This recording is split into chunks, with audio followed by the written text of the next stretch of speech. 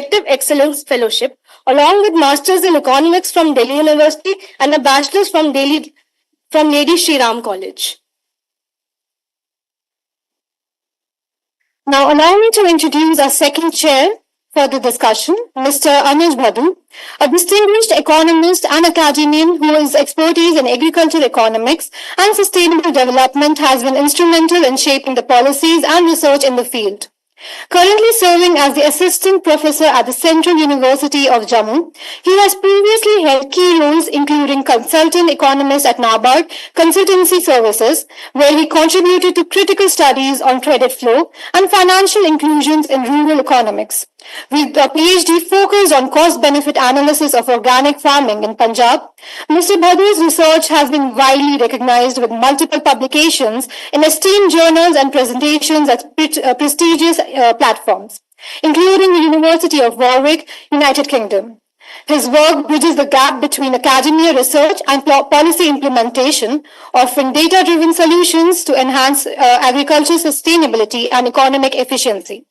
Today, we are privileged to have our chairs, Dr. Anuj Bhadu and Dr. Bidisha Banerjee, chairing this session, bringing their wealth of knowledge and experience to guide our discussions.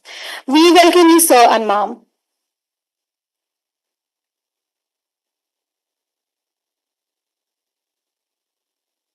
Without further ado, let us get started with our presentations. Each participant will be given 5 minutes for presentations and 3 minutes for question and answer round. The evaluation criteria will be based on the relevance to the theme, content, research methodology, presentation skills, and the questions and answers round. Each of the 5 marks with a total of 25 marks. The first paper will be presented by Ms. Tanu.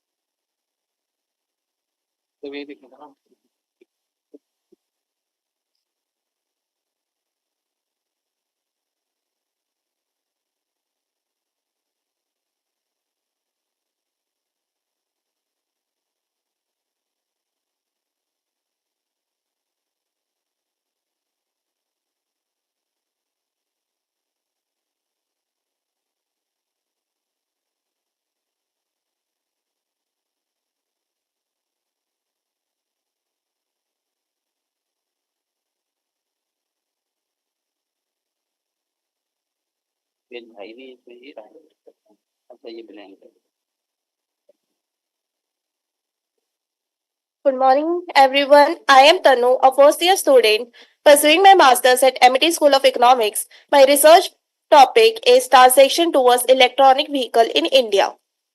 So first, I will start with the introduction. Electronic vehicle use electricity to charge their battery instead of using the fossil fuel like petrol or diesel.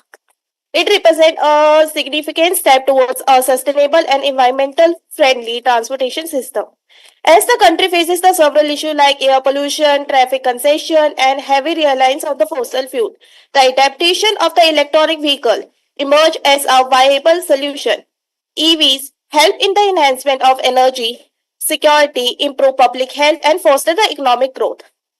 So, the research gap that I am going to study is first the limited study on indigenous battery manufacture process and recycling method in India. Second, I would be focusing on limited analysis of effectiveness of the current policy in promoting EV adaptation and manufacture.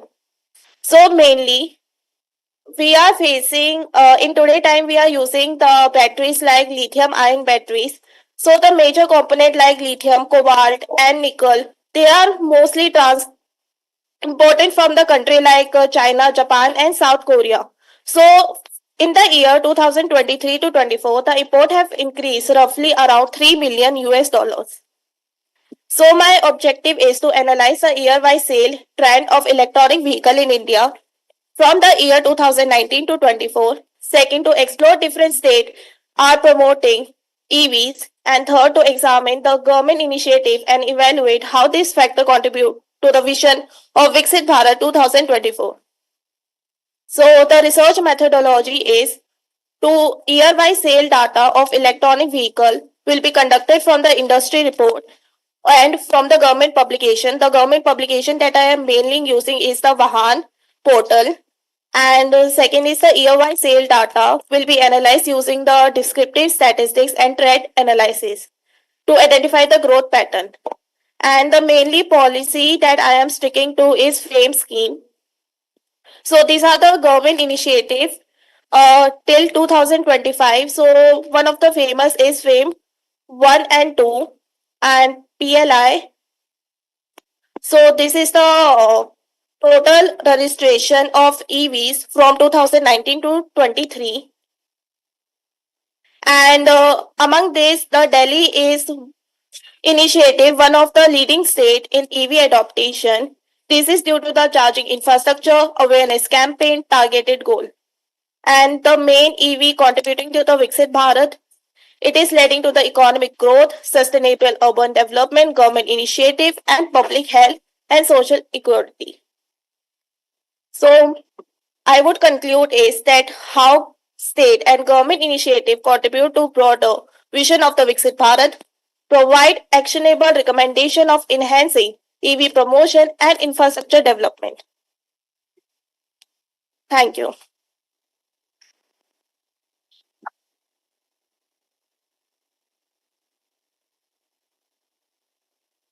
Now, sir, ma'am, the floor is open for questioning.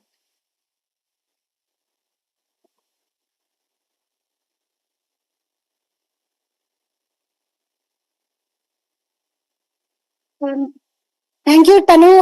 I think EVs is a good way to start the program for the day. I'm not sure in terms of what is your contribution to the topic as of now. I understand that you are a first year master's student, so you have a long way to go. Because see, what you have shown really is a data analysis of a data which is readily available. So you could have actually done some a little bit more quantitative analysis of the data itself. That could have been a contribution or something that adds to your presentation. Another thing you could have done is to do a comparison. If you wanted to do it, take the qualitative route, you could have done a comparison of the policies in India versus what's probably happening in Europe, where the EV sales are really picked up. So I think in terms of methodology, it would really help. Now, I want you to just answer this question. How do you relate EV adoption to the broader theme of public services, which is the topic of today's track? Ma'am, public services as EV led to a sustainable development. Also, it is reducing the air pollution and especially it is improving the public health. So it is contributing to that. Over to you, Dr. Anuj. You're not audible. I think you're muted. Hi, am I audible now? Yes. Hello? Yes, you're audible. Okay, hi, good morning. First of all, I've got to know that she's a master's student. Congratulations to you that you've presented something. As ma'am has rightly said that you just have collected data and presented that data. There is analysis part is missing. That is of utmost importance here. That you could have done some analysis out of it. It's a very good topic. Indeed, it's an emerging area. So it's a good start, I would say.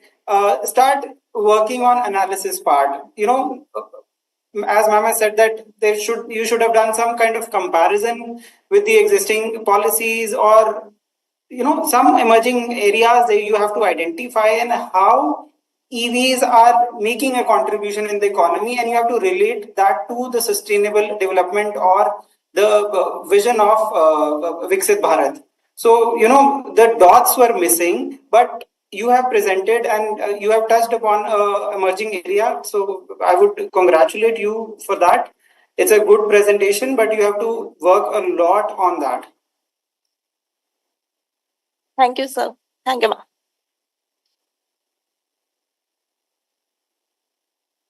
Thank you, Tanu. Up next, we have Mr. Sahil Nagpal.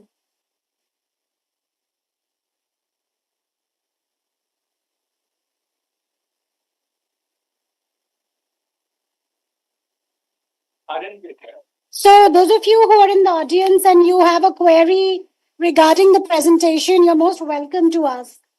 Because if you're listening, there might be something that comes to your mind, and you're most welcome to contribute to the discussion. Thanks.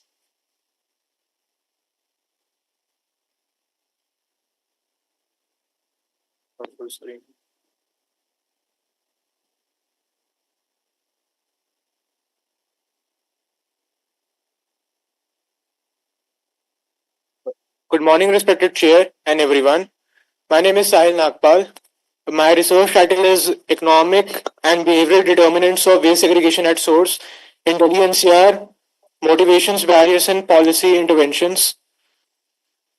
I'll be covering the introduction, research methodology and data analysis.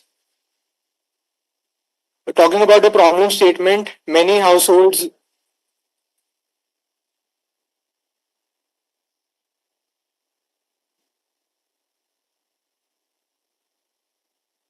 Talking about the problem statement, many households in Delhi NCR do not consistently segregate waste.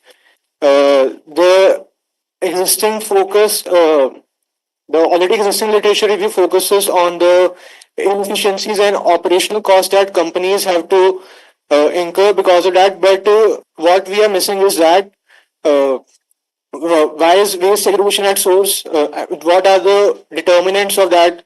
Mainly economical and behavioral, and what kind of policies can be suggested analyzing those determinants. And talking about the research gap, the key gaps include the role of income, the willingness to pay the for the segregation, and the perceived inconvenience. The research objectives include to explore the various determinants affecting the household waste segregation among the residents of Delhi NCR, to identify the motivations and barriers to waste segregation at source, and to recommend strategies and policy interventions that can improve segregation at source. Coming on to research methodology, the research design is quantitative and it is a cross-sectional research. The sampling method used is stratified random sampling, and the strata is based on income. The sample size taken is 196 households based on the margin of error confidence level and population proportion. The stratas are mentioned in the slide, and the data collection was online. The limitations are that the sample is small due to constraints like money and time, and self-reported bias since it relies on self-reported questionnaire, and limited geographic coverage since we are covering only Delhi NCR. The data analysis will cover the distribution statistics to calculate how many households are actually segregating waste and what are the most common motivations and barriers. Pivot tables to explore, do higher income households segregate more than the lower income ones? Correlation analysis to analyze whether higher awareness leads to better segregation habits, and is there a link between economic incentives and participation? And key square test to determine if there is a significant difference in waste segregation behavior across different income groups, and trend analysis to see how do segregation habits change across income levels. And till now, I was able to collect 80 responses. It is an ongoing research, and talking about the awareness, it is high. However, looking at the behavioral consistency, the mean is 3.2 and the mean of awareness is 3.7, which shows that the awareness is high. However, the behavioral consistency is lacking, and it could be because of lack of infrastructure, as its mean is 2.6, and also there is distress uh, in the waste segregation at source. Residents may segregate source, but they may think that the segregated source then again gets mixed, uh, uh, and also in the lower lower region, incentives are 3.3 and punitive measures are 3.1, suggesting that reward will influence more than punishments. And there is also a focus on public education. Talking about the demographics, most of the respondents live in apartments, almost 60%, and most of the around 40% of the respondents fall in the income category of 20,000 to 50,000. Uh, uh, to sum it up, to talk about the overall preliminary results and interpretation, that there is high awareness, but there is a lack of consistent behavior, which could be due to perceived inconvenience and distress in waste management, and also in lack of infrastructure. And policy preferences focus more on incentives rather than on penalties. Uh, thank you.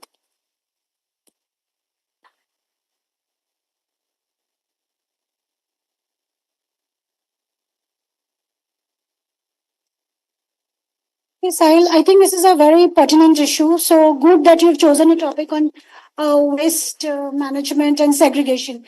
See, can we go back to your slides? I think you started really well, but I think somehow you're not showing us the things that you could have shown. So, for example, you've stated that you're going to show us a pivot table. So I am assuming you haven't done it yet. So, maybe you don't then tell us, because what you show us, you're committing to then showing that during the course of your presentation. Okay. So even if it is part of your dissertation, you're doing a presentation right now. Okay. The second thing is, you said that no work has been done. I hate to say this, but I have my own 2024 paper on waste segregation. Okay, so maybe you could have referred to that. Then you are showing us demographic data. I don't think demographics really help us unless you correlate it with something. What percentage is male and female in your population? That's really irrelevant until you show us that, okay, males behave in a certain way and females behave in another way. So maybe if instead of showing us this table, you could have actually shown us another table where you're correlating something. Even if you had shown us two correlations, I think the value would have been much more. Okay, so going forward, remember this, you're again first year masters, that, demographics itself has very little value unless you combine it with another facet. Okay, it's a very interesting topic, and stay with something like this, maybe for your second year as well. Okay, thank you. Thank you, ma'am. What do you, Anuj? Thank you, madam. Sahil, it was indeed a very good topic, but I was expecting more elaborations on the objectives that you wanted to fulfill. Like, I was expecting a link between economic incentive and the segregation participation of people. Another, the segregation behavior across different income groups. You mentioned this, that you are going to study this. If the study is still ongoing, that you can work on these aspects also. Okay, so work on these points and you can come out with a very important finding, I would say. Thank you, sir. All right, best of luck. Thank you, sir.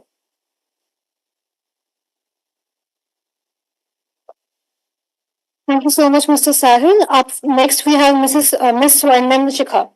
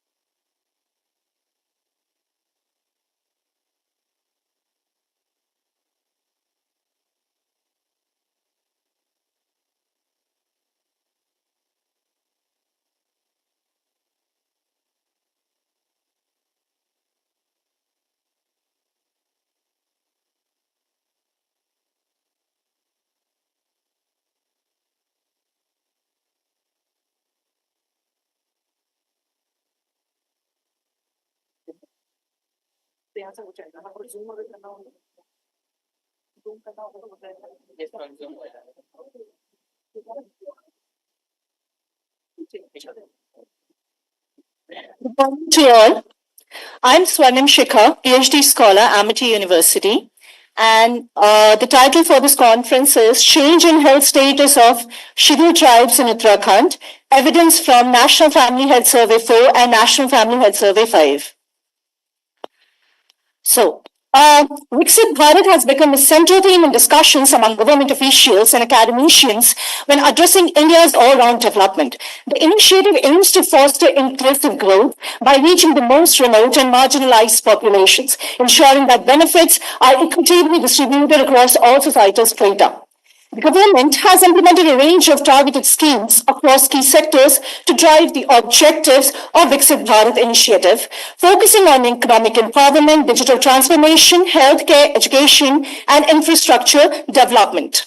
In particular, the healthcare sector has been the focus as health is the fundamental pillar of human well-being and social economic development.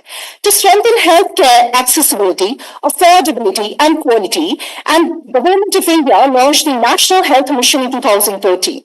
This flagship initiative encompasses various healthcare schemes designed to provide comprehensive medical services, particularly targeting rural and underserved communities. Through NHM, the government aims to bridge healthcare gaps, improve infrastructure, and ensure equitable access to essential medical facilities across the country. Despite significant advancement in healthcare, development has largely been concentrated in already developed or easily accessible regions.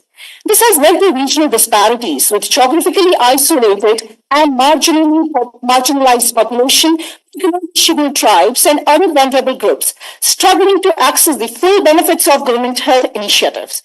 In India, I'll just try zooming this. Wait. In India, scheduled tribe constitutes around 8.6% of total population according to census 2011. And if we see in Uttarakhand,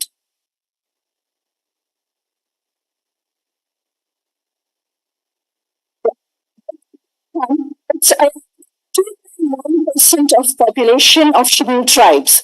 So, it is essential to assess the healthcare status of Uttarakhand's vulnerable population and examine the progress made since 2013 with the introduction of NHM. Now I'll shift to research gap.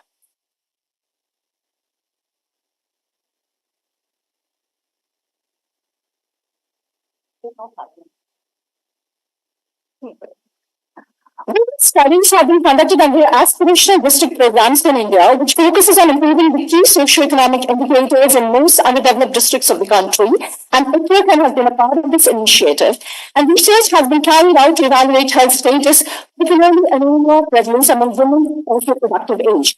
Additionally, multiple studies have analyzed the health status of empowered action group states, which include some of the most socioeconomically challenged regions in India. These studies have focused on critical health indicators such as nutrition, delivery care, and maternal health using family health survey data as of 4 and 5. On the scheduled tribe populations have largely been conducted at the national level, focusing on malnutrition, maternal health, and healthcare services, utilizing by comparing the National Family Health Survey data. Despite the numerous studies conducted, a significant gap exists in the literature for scheduled tribe communities. Studies are conducted at the national level, focusing on different health indicators. However, comprehensive studies on scheduled tribes in Uttarakhand assessing the change in healthcare are not available. So the objective of the paper is to evaluate the health status of scheduled tribe population using selective indicators in Uttarakhand based on family health survey data. The methodology is the study utilizes secondary data from National Family Health Survey 4 and 5 to examine the health status of scheduled tribe communities. Since both family health survey rounds have comparable content, it allows for assessing health key indicators and comparing changes over time. Assessing the health status, the study uses the following health indicators, which have been identified in the previous literature, that is vaccination coverage, percentage of children aged 12 to 23 months who receive basic vaccines, institutional delivery care for births in 5 years, and ammonia prevalence among adults, percentage of women and men aged 15 to 39 with anemia, and ammonia prevalence among children, percentage of children aged 6 to 59 months who are anemic.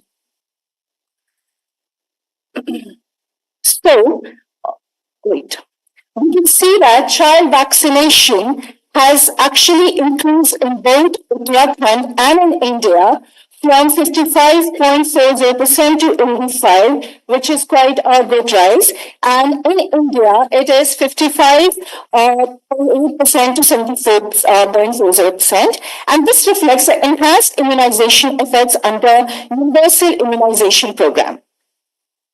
Moving to institutional delivery, where we see that there is again a good rise of 68.5% to 84.80% in Uttarakhand, and in India it is 68% to 82, which is again a good increase. This reflects the improved healthcare infrastructure impact of government initiatives and greater awareness ensuring safer childbirth and improved maternal health. This progress could also be attributed to ASHA and Anganwadi workers who play a crucial role in community awareness and linking women to government schemes. Moving on to anemia among adults, in Uttarakhand, we see a persistent rise and among women as well.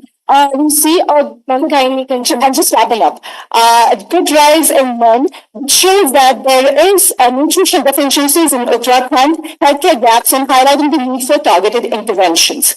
Whereas in anemia among children in Uttarakhand, we see anemia, which shows that despite governments have been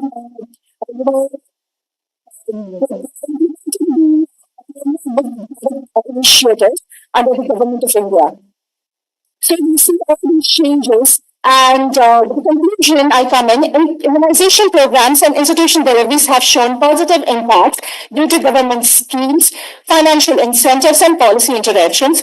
Frontline workers like ASHA and Anganwadi workers play a crucial role in enhancing institution deliveries. Rising anemia among males in Uttarakhand is a concern to address by investing more in the infrastructure in the remote areas. Despite government initiative, healthcare gaps persist for the ST population. Achieving Viksit Bharat requires targeted efforts to raise awareness and ensure sustainable healthcare for vulnerable communities. Thank you. Thank you, ma'am. The floor is now open for questions. Hello. Swarnika, it was a good presentation. Thank you, sir. So I hope you can include more variables. Like if you The indicators. yeah, Okay. if you check the data of NFHS 4 and NFHS 5, so there are a number of indicators. Actually, I did it from the previous literature, so they emphasized on these indicators. So that is why I thought of going on with it. Okay. And then, like you can get data of prenatal care, postnatal Yes, care. yes, okay? sir. And I think in NFHS 6 they have also collected the transportation costs for delivery. Like you have presented data on institution delivery.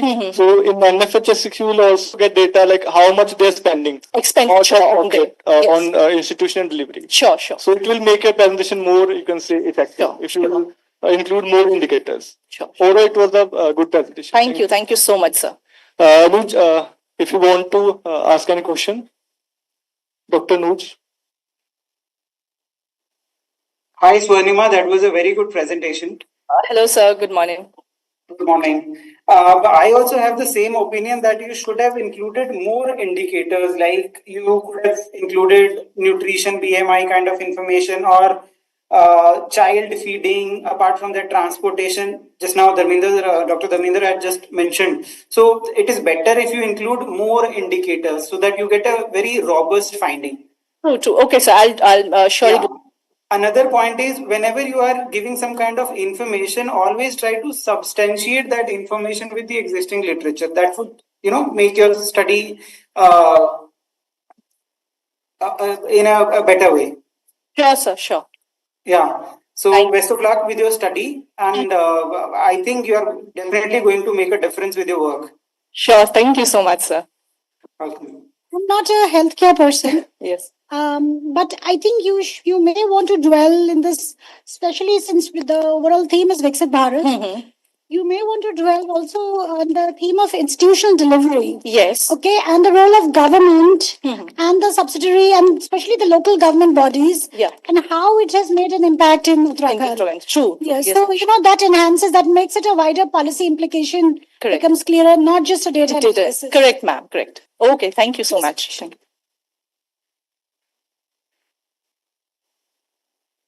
Thank you, Swarnim ma'am. Up next, we have Ms. Deepshika Saikia, who has joined us online. Ma'am, kindly share your PPT. Okay, thank you.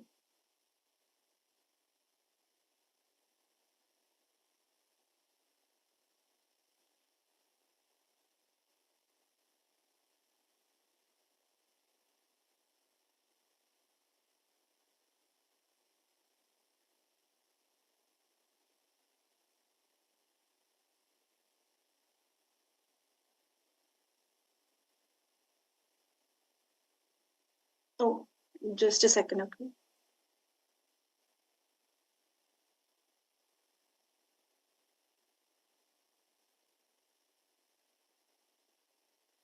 Is it audible? Is it visible?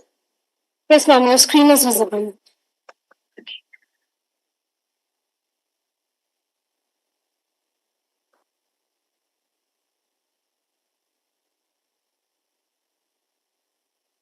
So good morning, everyone. It is indeed a great pleasure from my side to present myself in the 8th National Conference, Harnessing the Power of Sustainability and Inclusive Growth. The topic of my presentation is relationship between spiritual capital of teachers and value creation of university. So before starting my presentation, I would like to quote a famous Dutch priest, writer, and professor, Henry Nouwen, who quoted that the university has become a place where you prepare yourself for the fights in the world.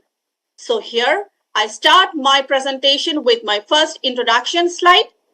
We are living in a global world today where automation, digitization, and artificial intelligence has taken the driver's seat. But though the world is experiencing the comforts of the modern life, this modern life has brought stress, fear, and anxiety into our work life.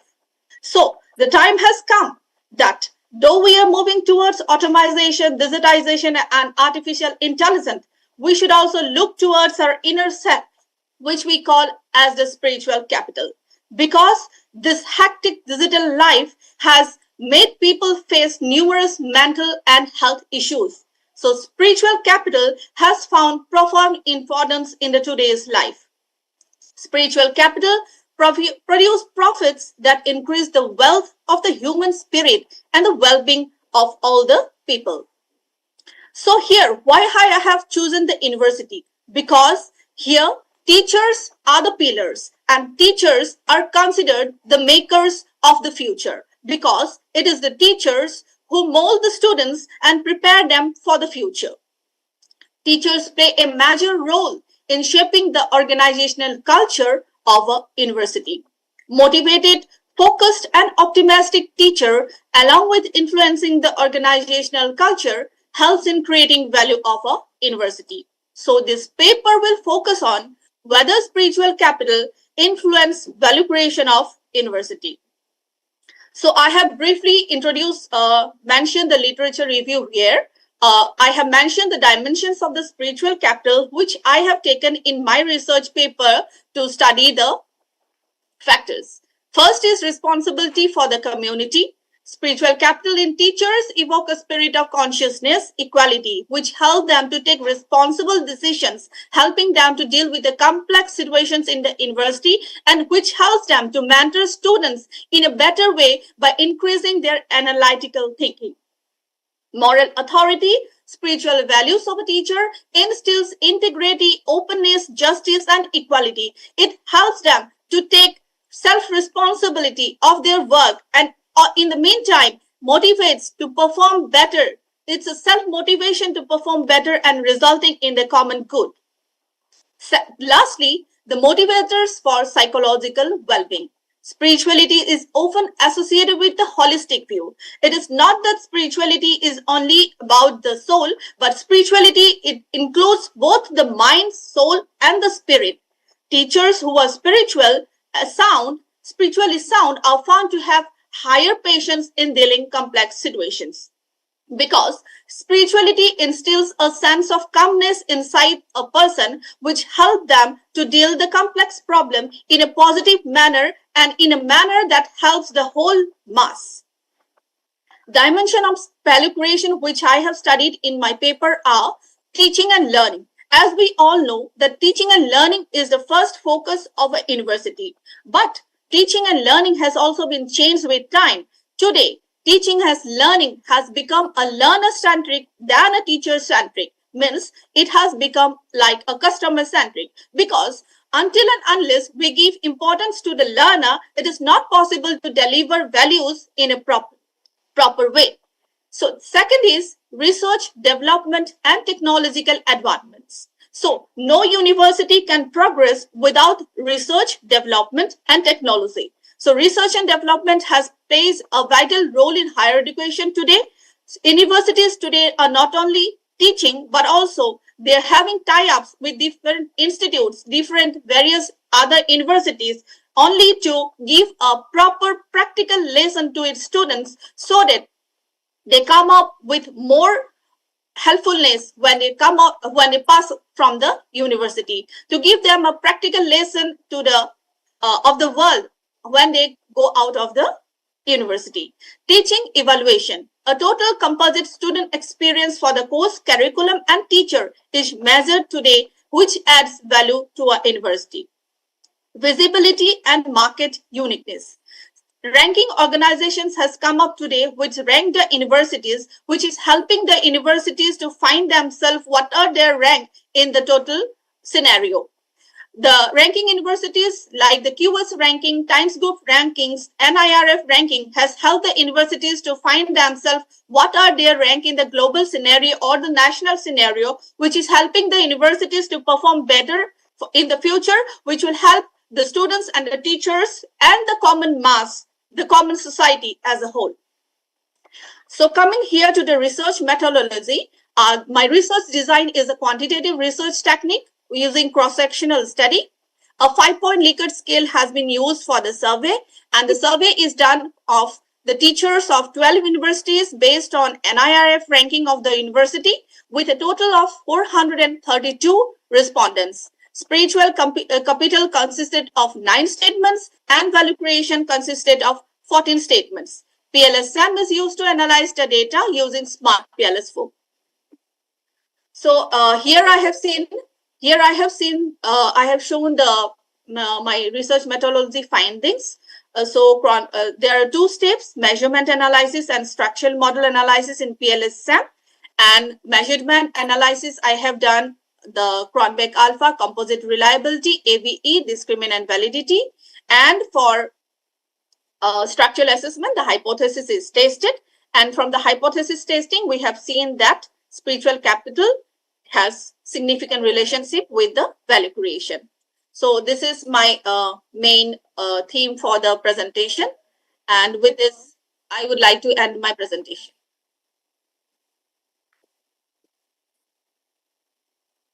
The floor is now open for questions.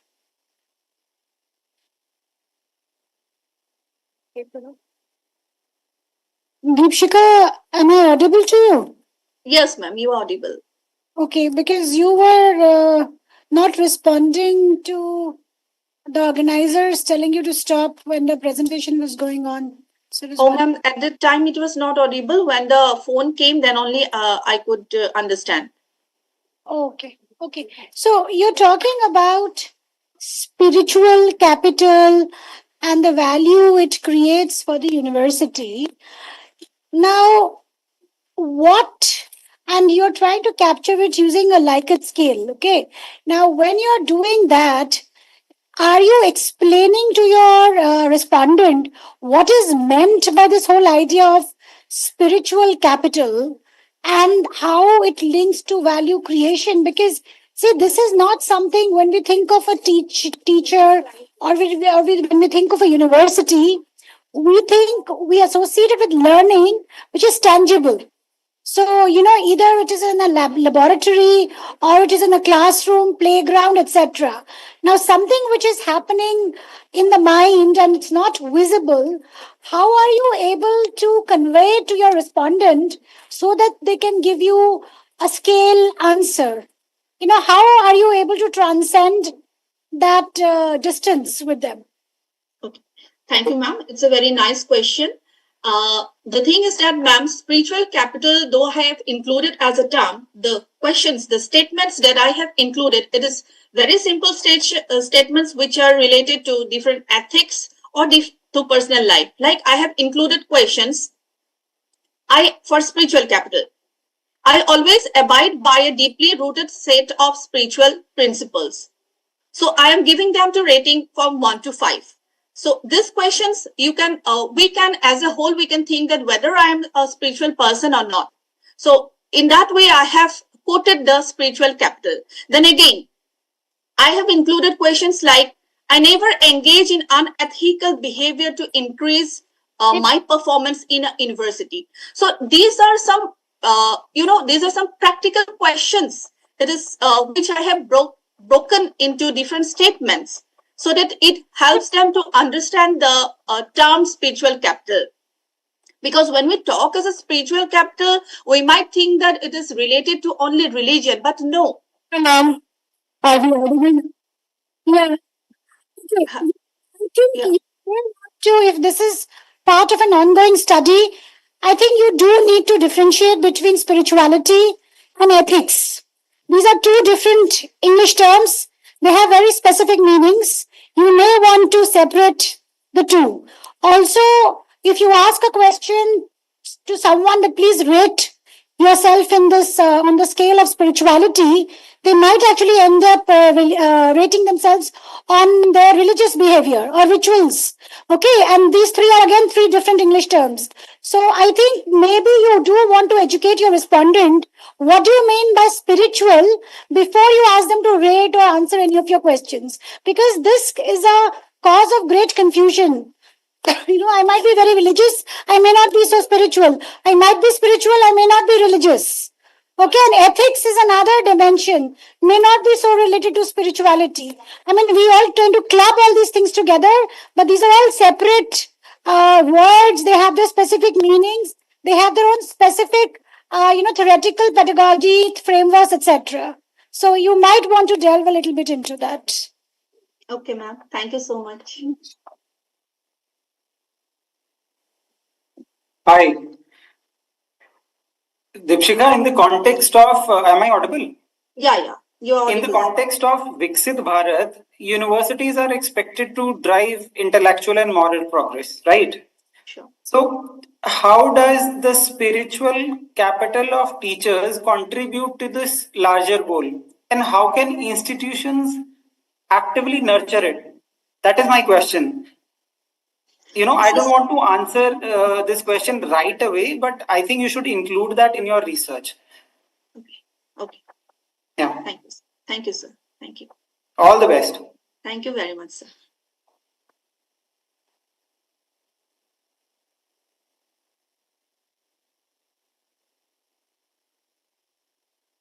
Up next, we have Ms. Prachi Jain.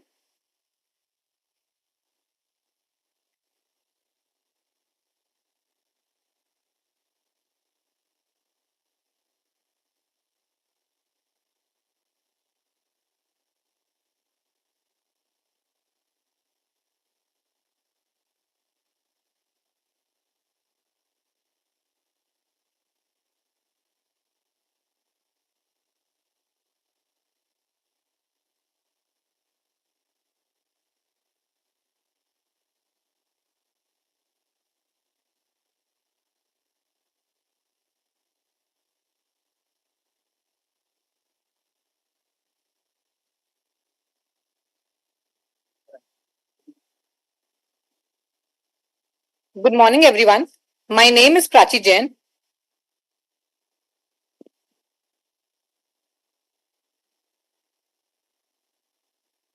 Good morning, everyone. My name is Prachi Jain, and I am pursuing BA Honours Economics, third year. It's an honor to be here today and present a fascinating and evolving aspect of tourism, dark tourism in the digital age, the mediating role of social media on tourist expectations and experiences. Now, dark tourism is the act of visiting sites associated with death, tragedy, and historical suffering, has gained significant attention in recent years. But what has truly transformed the way we perceive and engage with these destinations is social media. From viral travel posts to influencer driven narratives, digital platforms shape how tourists interact with these sites, often before they even set the foot there. The research explores how social media influences the motivations, emotions, and expectations of dark tourists. It also examines the ethical considerations and marketing strategies surrounding these sites in the digital era. This study aims to provide insights into how digital engagement is reshaping dark tourism and what it means for tourism management, policymakers, and visitors alike. Now, talking about the research gap, while dark tourism has been widely studied in terms of visitor motivations and ethical concerns, limited research explores the direct role of social media in shaping tourist expectations and experiences. Most studies focus on traditional marketing and historical significance, but with the rise of digital platforms, UGC content now plays a crucial role in influencing perceptions and travel decisions. This study bridges the gap by analyzing how social media content, such as reviews, vlogs, and influencer posts, affects tourist engagement with dark tourism sites. It also examines whether this digital exposure creates misinterpretations, emotional biases, or unrealistic expectations. By addressing this gap, the study provides fresh insights into the intersection of digital influence of dark tourism, helping tourism managers and policymakers adapt to a changing landscape. Now, talking about my objectives, I have three major objectives. First is to explore the role of social media in shaping perceptions of dark tourism sites and to assess the relationship between user-generated content and the popularity of dark tourism sites, and to measure the effectiveness of social media campaigns of dark tourism sites in promoting tourism practices. These are my dependent and independent variables, with tourism intentions to visit or revisit being the dependent variable and the type of content, platform used, user demographics, site characteristics, and digital narcissism being the independent. Talking about my research methodology, the research adopted a descriptive primary research approach utilizing structured questionnaires to gather data directly from tourists, potential tourists, and social media users. The data was analyzed using a quantitative technique, specifically employing statistical methods such as chi-square, correlation, one-way ANOVA, etc., to explore relationships between variables. By linking the previously mentioned variables, the study aims to uncover how social media influences tourist experiences and expectations and the appeal of dark tourism sites. These are the few major papers that I reviewed for my topic, and these were relevant to my study. And it highlights how digital platforms shape tourist expectations before visiting dark sites, and it helps in understanding the role of user-generated content in shaping dark tourism narratives. The study is relevant to these papers are relevant to analyzing how digital storytelling influences dark tourism popularity, and it connects to the study's focus on responsible marketing and ethical representation in social media. Now, talking about my sample, the study is based on 242 respondents representing a diverse demographic mix of across age groups and genders. The sample was selected to analyze how social media influences perceptions and engagement with dark tourism sites. The participants were provided insights on likelihood to visit dark tourism sites, the primary social media platform for travel inspiration, the user-generated content influence on the decision making, and site characteristics and their impact on visitor interest. And now, talking about my findings, there was a positive correlation between UGC and likelihood to visit a dark tourism site, which means that people who engage with UGC on social media are more likely to visit dark tourism sites. This shows that photos, videos, and reviews from other tourists influence perception and decision making. Now, talking about the effectiveness of social media campaigns on dark tourism, the relationship between seeing social media campaigns and the likelihood of visiting is not statistically significant. While campaigns raise awareness, they do not strongly convert viewers into actual visitors. And then talking about preference for organic content over campaigns, the tourist trust real experiences shared by other travelers more than advertisements or promotional content. So thus the study confirms that social media plays a crucial role in shaping perceptions and influencing interest in dark tourism sites. The analysis highlights that UGC, such as reviews, personal experiences, and usual visual storytelling on platforms like YouTube and Instagram, significantly impacts how people perceive and engage with dark tourism. While social media campaigns while social media campaigns contribute to raising awareness, they do not strongly translate into actual visits.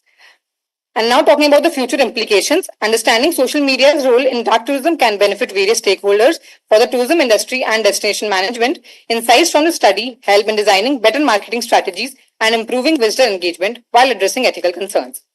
Lastly, this study adds to the academic research by providing empirical evidence on how digital media influences niche tourism markets like dark tourism sites. Ma'am, these are the references which I used. Thank you, Prachi. The floor is now open for questions. Very interesting topic. Tell me, why is the term dark used? Ma'am, because because the tourism, the sites are related to death, tragedy.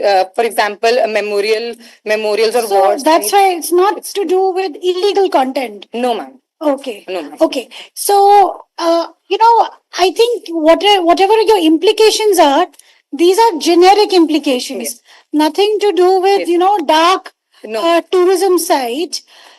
And my also sense is that the people you interview, the respondents, also may not be, you're not focusing on people who have been to dark tourist sites or who have shown a special inclination towards going to dark. This is general, your friends, etc. You must be, Yes, ma'am. But in my questionnaire, I have specifically mentioned in some questions that are you interested in going to a historical site, like indirect questions, like are you interested in going to a historical site or to a site which, for example, cellular jail or a memorial. So, ma'am, there we have got positive responses. That they are. If you ask me whether I'm a historical site, if you ask me if I want to go to Qutub Minar, I won't call it a dark tourist site.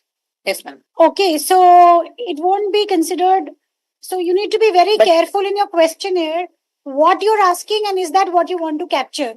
That relationship. But it's a good topic. It's an interesting topic.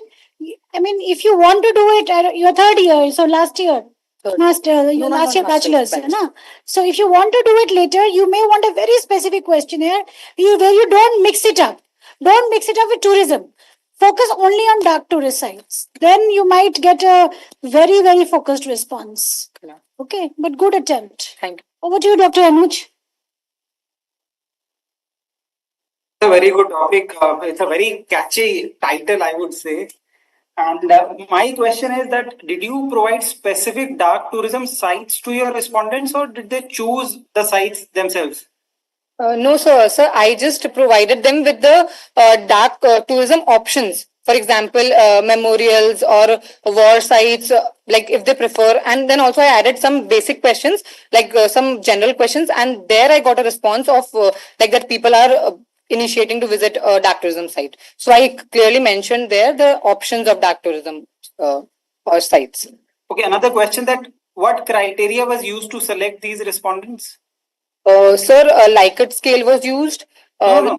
How did you select the sample? Like these are your friends, family, people around you, or like you actually went to the sites and... So my research was very centric to the Gen Z, like from age 13 to age 40. Okay. Yeah, it was very centric to the Gen Z population. Okay. I think it is better to go to the specific site and then ask people about such questions. Otherwise, the findings will be very biased. Okay, sir. That is my input. Okay, sir. Thank you. Okay. Prachi, I think so your sample size is 242 for this study. Yes. So how you have calculated that sample size? Sir, I just I circulated the questionnaire, so there I got the... How you have calculated that you have to get responses from 242 or 250? So actually, I shared it for a number of... You're not getting my question. Like you have selected your sample size as 242. Like you have to get data from 242 respondents. No, sir. So I have not selected the number. At the end of 2 weeks, that was my span of collecting data. The number I got was 242. Okay, so it will be better if you will use some formula. Okay. Okay. There are certain formulas or methods that you can use for sample, like selecting. Okay, sample size. Okay. So who were your respondent for this study? The people who actually visited those sites or potential? Potential tourists. Okay. So all were potential or? Yes, everyone. Okay. I think it will be better if you will get data from people who have actually visited those sites. They will give you more information about those, you can say, places. Okay. Okay, sir. Okay. Thank you. Thank you, sir.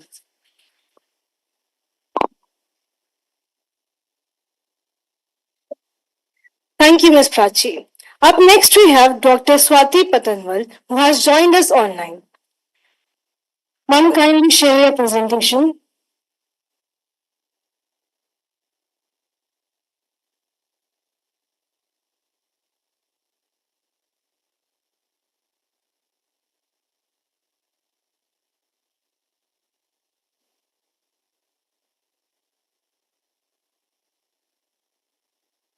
Ma'am, are you audible?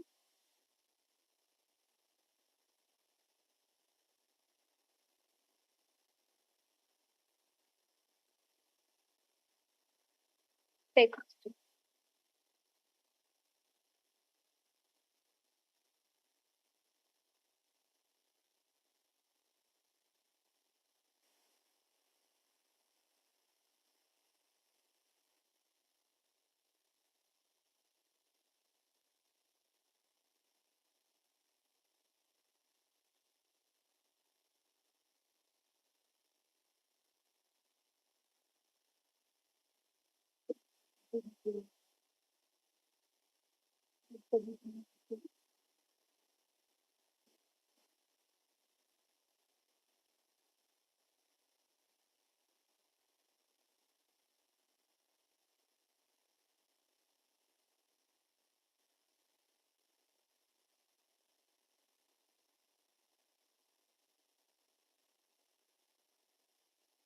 Swati, am I audible? Please respond if you are in the meeting.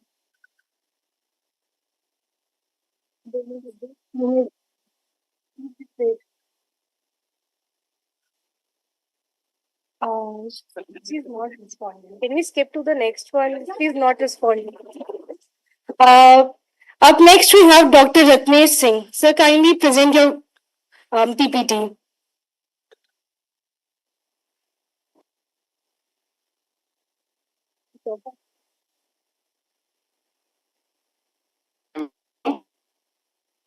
Hello. Hello. Yes, sir. You are audible. Please share your PPT. Yes, sir. Is it visible? Sir, it's loading. Okay.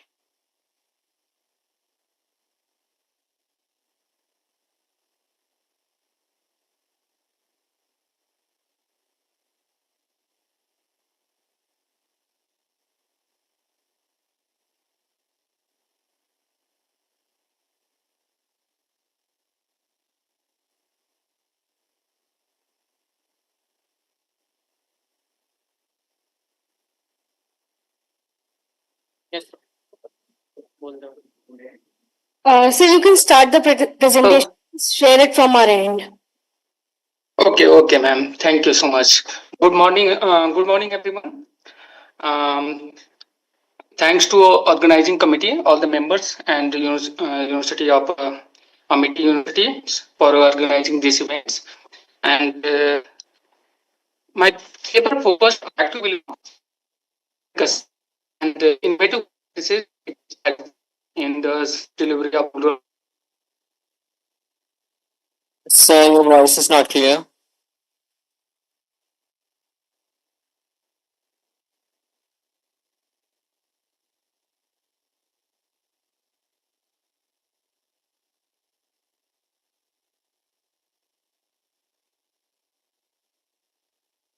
Yes, sir.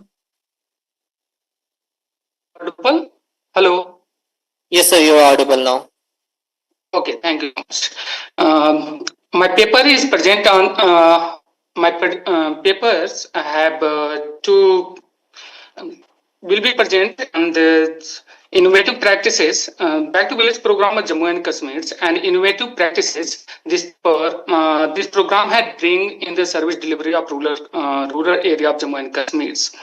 This paper is part of a project funded by the ICHSR, and I'm not entitled to share the field data and methods, but I will present briefly the structures of this paper. And the first part of this paper deal with the basic introductions of the rural governance in Jammu and Kashmir, and second part.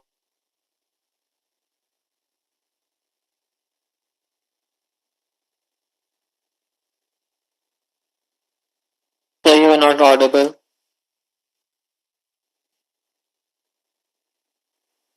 Hello. Second part deal with the service delivery of this program, service delivery in rural area. In the first part, we can see that rural governance in Jammu and Kashmir evolved with the evolution of the rural governance in the J&K, rural governance in India at large. In the J&K, when the constitution was made in 1956, it promised the citizen of Jammu and Kashmir a structured panchayat at the village levels. But since the 1961, it did not provided that promise. It did not fulfill that promise. But over the years, it has evolved greatly. Like in the 1950s, 1951, Jammu Kashmir Act was first passed, and election was held in Jammu and Kashmir. But since the 1961, when the first election was held in Jammu and Kashmir, only 5 elections till 2028 was held. And discontinuity in the elections in rural area and service delivery got very seriously impacted. And in the recent last decade, some service government taken some initiatives, implemented some initiatives. The first such kind of initiative was nationwide initiative. It named Syama Prasad Mukherjee Rural Missions. It was participatory initiative, but limited to the 2 clusters. But after the 2018 Panchayat elections, introduced a statewide program named Back to Village program, which was covered entire panchayat of the Jammu and Kashmir. It was near about 4,200 panchayat of Jammu and Kashmir, and it targeted service delivery up to the doorstep level. And it included panchayats members, panchayat residents, villagers, and residents of the villagers, and several departments related to the rural governance, panchayati Raj. The first step,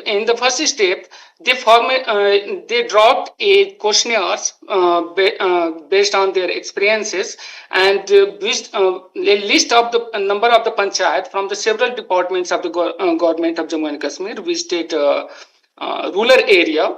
One gazetted one gazetted officers named as the reporting officers, who goes to the village, stay there for the 3 days, and take the feedback from the respondents, and give a report to the government for the further course of the actions.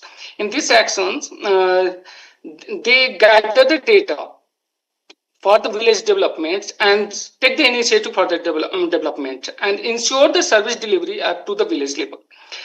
In the panchayat, total 36 departments engaged, and officers up to the district secretariat level, they participated in in these programs as reporting officers.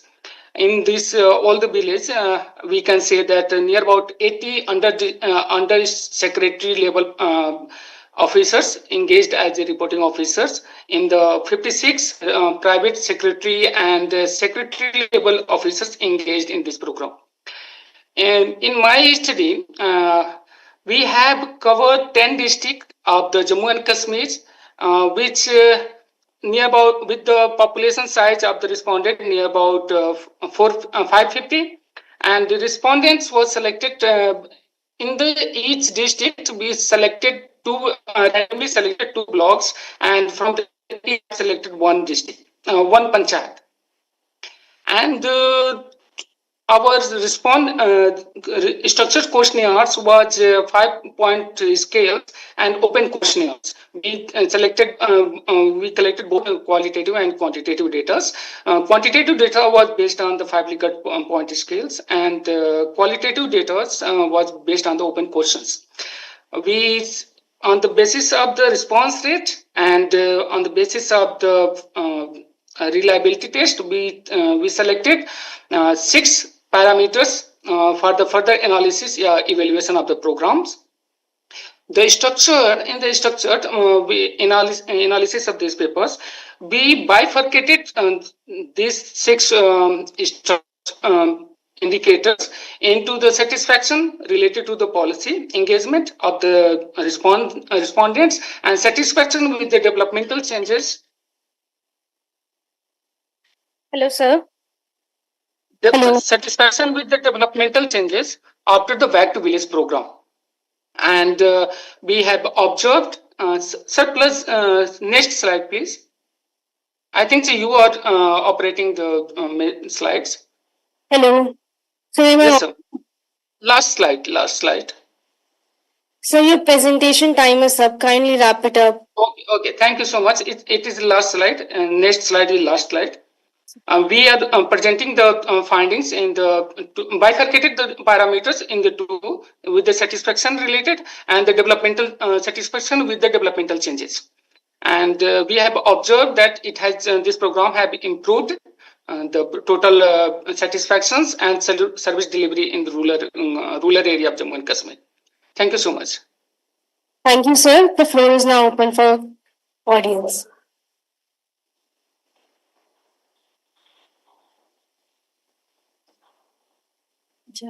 So I think for this, Dr. Anuj, you may want to take the lead since it's from your area. We had selected 10 districts, 10 districts from the Jammu and Kashmir, 5 districts from the Jammu and 5 districts from the Kashmirs, and from each districts we have selected 2 blocks and randomly, and from each block we have selected 1 panchayat. Dr. Anuj? Yeah. Hi, Ratnesh ji. I was so attentive throughout the presentation, but mostly you were not audible. So sorry, that's a technical glitch. It's not your role. So I don't think I'm in a position to ask anything because I was not able to hear it properly. Sorry, sir. I also saw that. But maybe some technical glitch or something. Sorry. It's okay. Okay, thank you so much, Dr. Utnesh. Thank you so much. Okay, thank you so much. Up next we have Dr. Swati Patanwal. Good morning, ma'am. I'm Swati, going to present this presentation.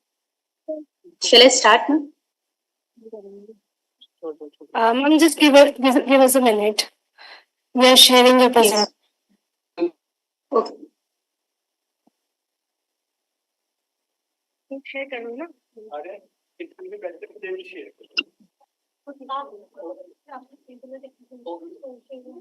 So, good morning all. I'm Swati Patanwal, PhD nursing faculty, working in a government nursing college.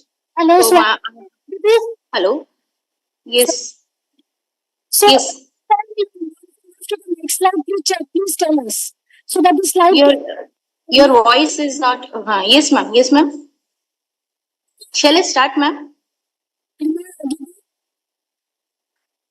Yes, ma'am. Okay. So move to the next slide.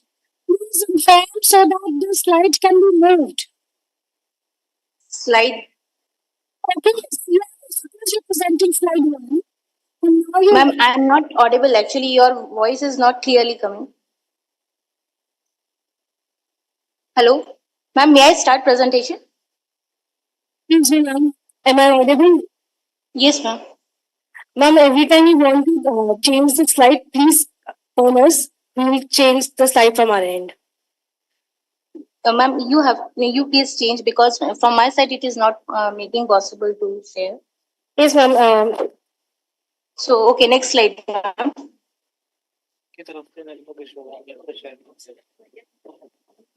Next slide, ma'am. So my problem statement is a study to assess the knowledge towards voluntary blood donation among the people residing in selected area of Nagpur city. So my study is to just assess, and objective is, yes, next objective, to assess the knowledge of people towards the voluntary blood donation to associate the level of knowledge in people with the selected demographic variable. So these are two objectives of my study. Next slide, please.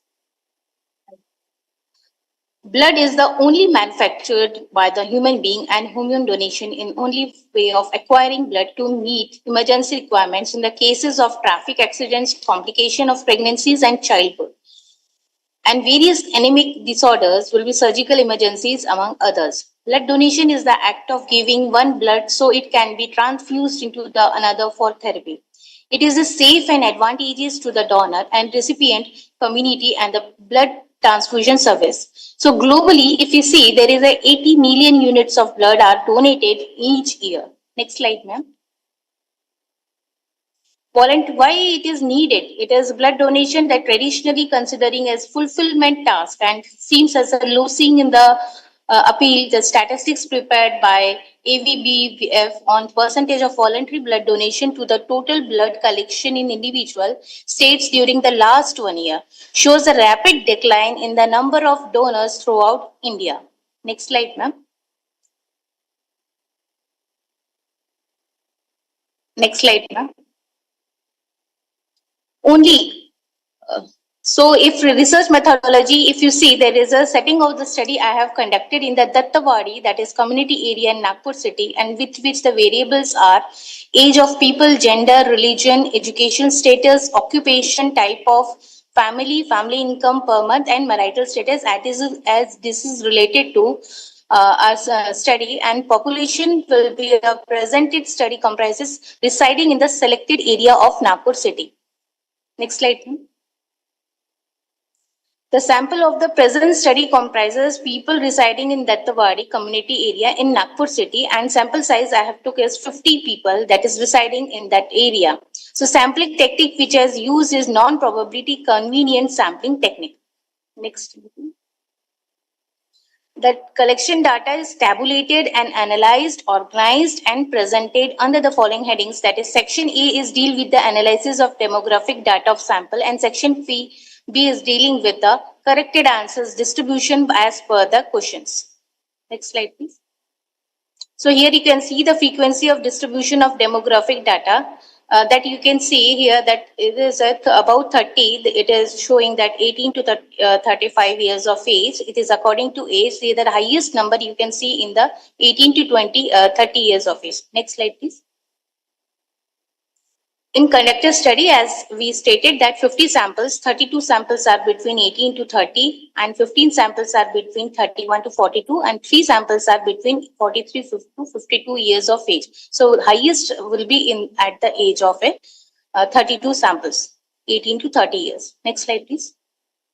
So next comes to male and female, the participation of the persons in the study or samples, that more in female. Next slide, please.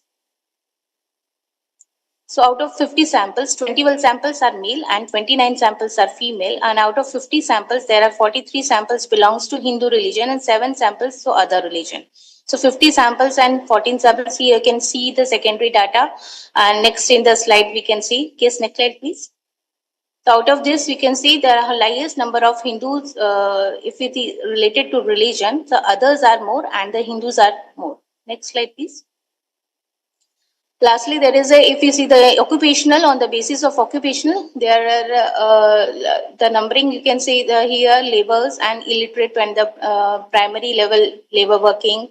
And next slide, please. So here the others, and this is the service and laborer. So next slide, please. Next. Next.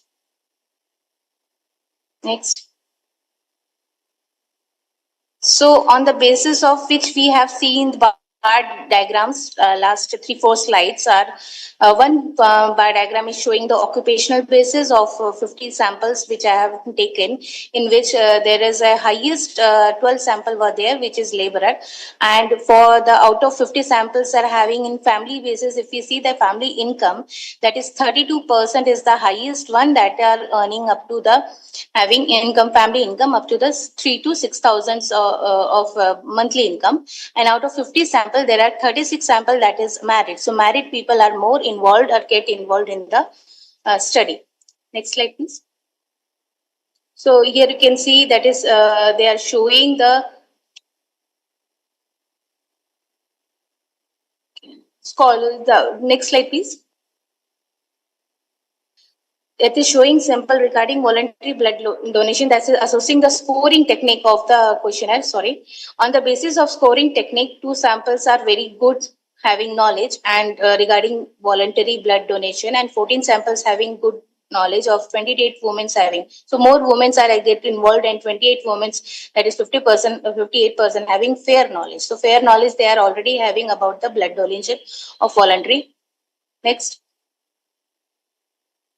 So present study was undertaken to assess the knowledge of voluntary blood donation among the people residing in selected area of Nagpur city based on the objective and evaluate prior to the knowledge and voluntary blood donation. In present study, most of the people have their fair knowledge about the voluntary blood donation, which is related on the various characteristics.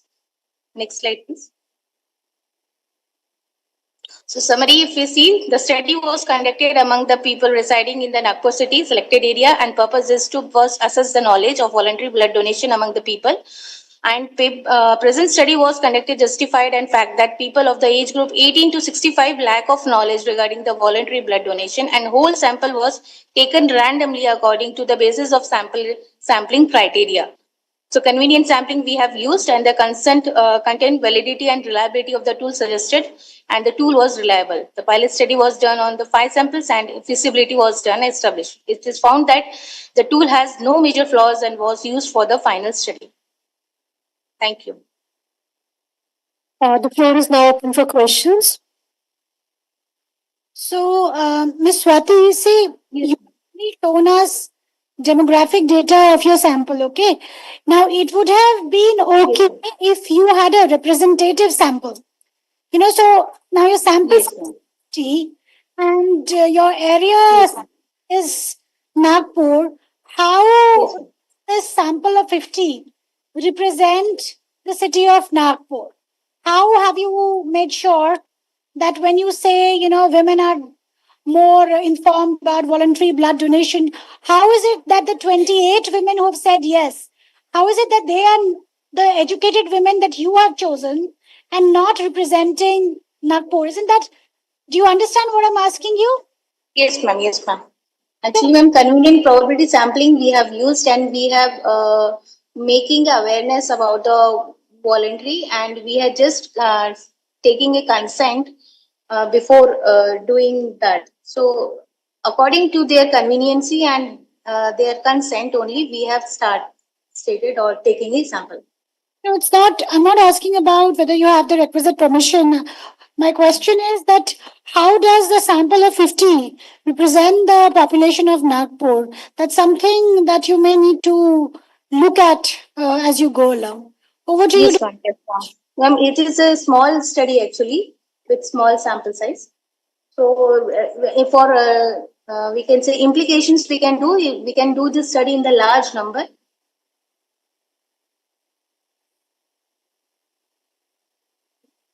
you, Dr. Anuj.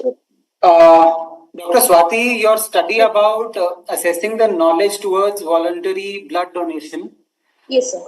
It is undoubtedly a crucial topic, but I also have the same concern that a sample size of only 50 people may not be sufficient to draw reliable conclusions about awareness levels.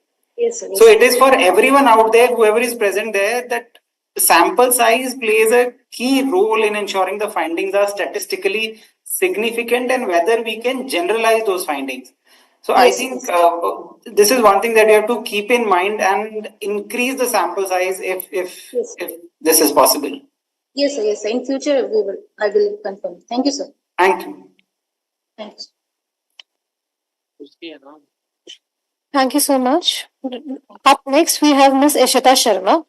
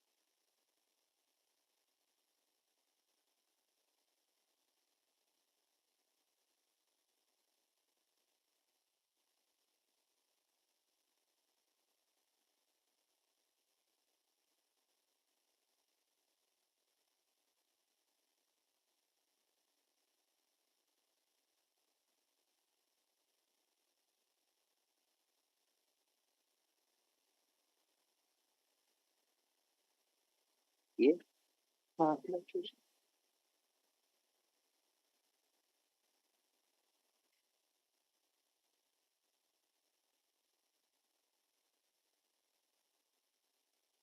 morning, everyone present here. My name is Ishita Sharma and I'm a first year master's student in economics. So today the ongoing research focuses on CBM and India trade perspective. So my ongoing research study examines the CBM's impact on India's trade, focusing on export cost and carbon intensive sectors like iron and steel. It also analyzes the compliance challenges, projected costs, increase and trade implications while exploring mitigation strategies and opportunities through FTA negotiations and green transition initiatives. So first thing is, what is CBM? CBM is Carbon Border Adjustment Mechanism. It is a carbon tax that is levied on the goods that are being imported into European Union. So it is levied according to the value of the CO2 emissions that are emitted during the production process. So it is in its transitional phase. It started on 1st October 2023 and it will go on until 2026. After 2026, it will get fully implemented. So there are 6 commodities that are being focused in here during the transitional phase. The first is iron and steel. Second is aluminium, fertilizers, cement, hydrogen, as well as electricity. So what it entails is the importers in European Union will have to register with the national authorities, and then they will have to declare the CO2 emissions that are embedded in the production process, and then they will have to surrender the certificates according to the value.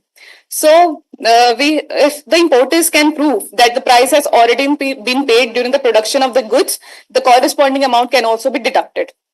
So because this study focuses on selected goods, I have taken this data from Ministry of Commerce that shows the value of the goods that are exported to European Union by India, and this includes only the goods that are being covered under CBM. So the major export is done in green, that is iron and steel.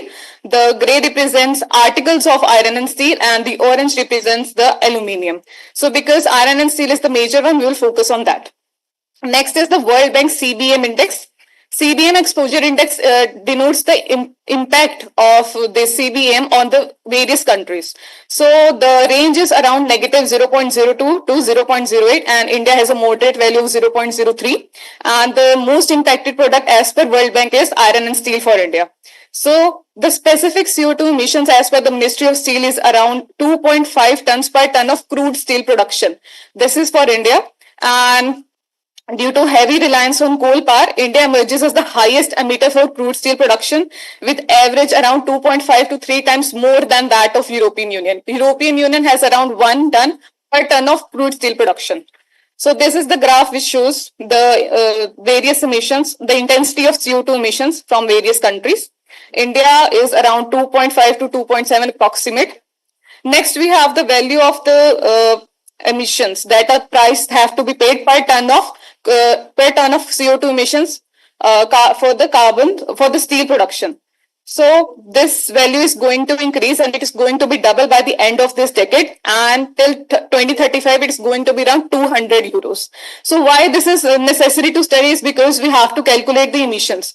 For that, in order to calculate the emissions, I have taken the comparison of India as well as European Union. As European Union has just 1 ton, so the additional cost for India, because it is emitting around 2.7 average, so the additional cost for India for 2023 is 142 euros per ton, and for 2024 it is 110 euros per ton. So this is the additional cost that India has to pay for the emissions done. Next, we have the challenges. The basic challenges, I will say the basic challenges are increased cost and trade barriers because imports are getting costly. Exports from India and imports to European Union are getting costly, and there is price pressure, overcapacities for non-EU countries, and there will be a shift in global supply chains. The other specific challenges that is there on the screen includes the future revenues from CBM are not specifically earmarked to finance the green transition in developing countries as well as LDCs. This is cited by European Union itself, that it will not specifically earmark for this. Next is the EU, as claimed by India. The EU has to be transparent about how the carbon tax is being calculated, because it is very vague and it can't use the same for all the countries, because India has always stressed on differentiated responsibilities. Next, India is unlikely to get a derogation from EU's carbon border adjustment mechanism. Next, according to European Union, its support for the green transition in these countries is extensive with just energy transition partnership. But we have to know that India is not in this negotiation. The negotiations were stalled in 2022. So because India was not ready to phase out coal, that was the main aim of the Just Transition Partnership Initiative. Next, why India is still going for FTA with European Union, and the discussions for FTA have been ongoing since 2007 with European Union, and we are going to conclude this in this year. By 2025, we will conclude the FTA. So why there is still an FTA? Because we have seen so many challenges because of the CBAM. It is because the discussions on CBAM can be included as part of the free trade agreement that India is going to sign with the European Union. The EU is India's highest export market destination of iron and steel, but from the result, the impact of CBM on the amount of export sales is marginal in this sector. A study has been done and it has deduced that the amount of export sale is marginal. The cement industry in India experiences a maximum fall in export sales. However, the amount of cement exported to EU is negligible, so that is not going to hamper. Next, the Commerce Ministry will carry out a sector-by-sector analysis to find out the impact of individual sectors. This is important to take targeted actions. Your time is up. Kindly wrap up your presentation. Okay, fine.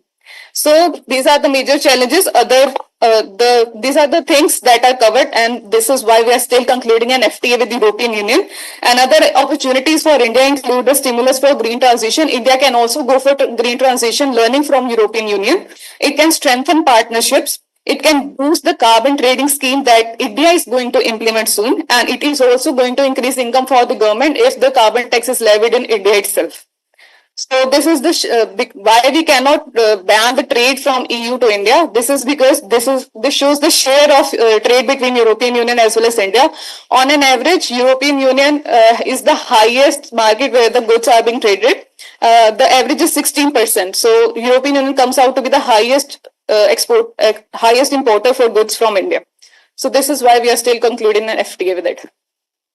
So the conclusion which I come to it is that we can say that India can harness this opportunity to transition towards green economy, as India is also targeting to achieve net neutrality by 2070 as declared in its national determined goals. Thank you.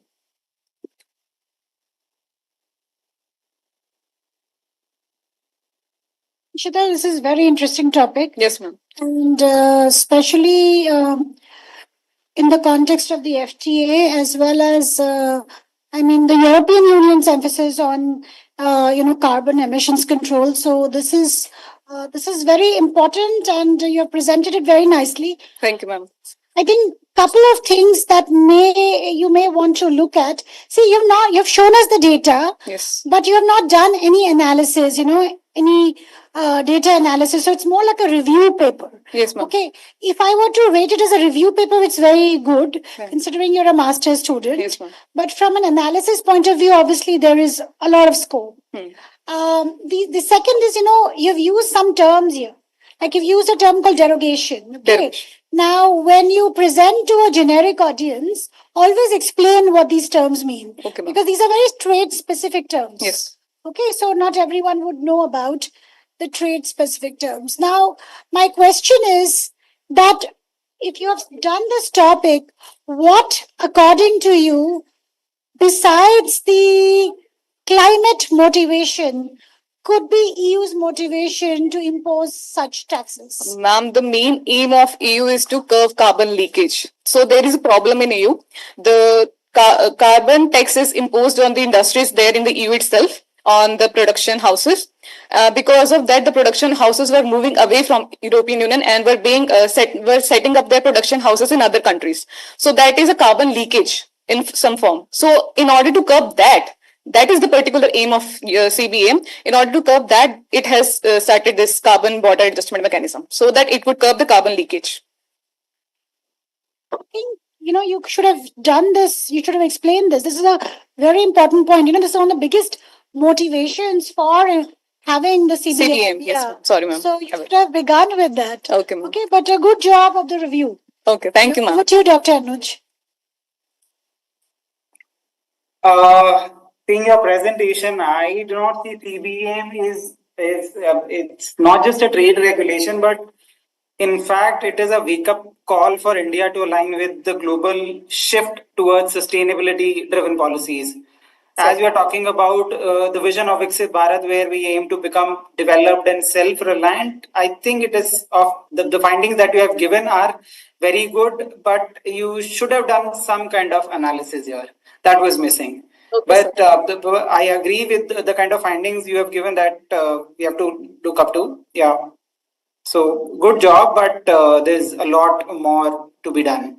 Yes, sir. Okay, sir. All the best. Thank you so much, sir. Thank you so much, ma'am. Thank you so much, Miss Ishita. Up next, we have Miss Nanika Rawat.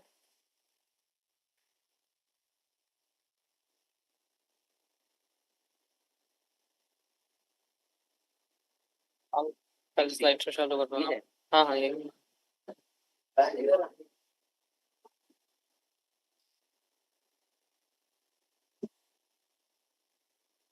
कैसे करके आ नहीं रहा slide show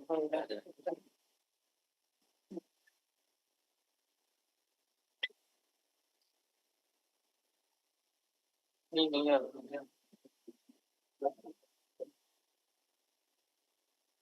Good afternoon, ma'am. Good afternoon, sir. Good afternoon, everyone present here. My name is Nanika. I'm a first-year master's student in economics. India is at a crucial stage in its energy transition, and carbon markets are becoming central to financing a low-carbon future. But how can India design an effective system that attracts investment, ensures compliance, and drives real emission reduction? In this research, I compare India's carbon market with global benchmarks like EU ETS and China ETS. ETS is emission trading system to understand motivation, challenges, and possible pathways forward.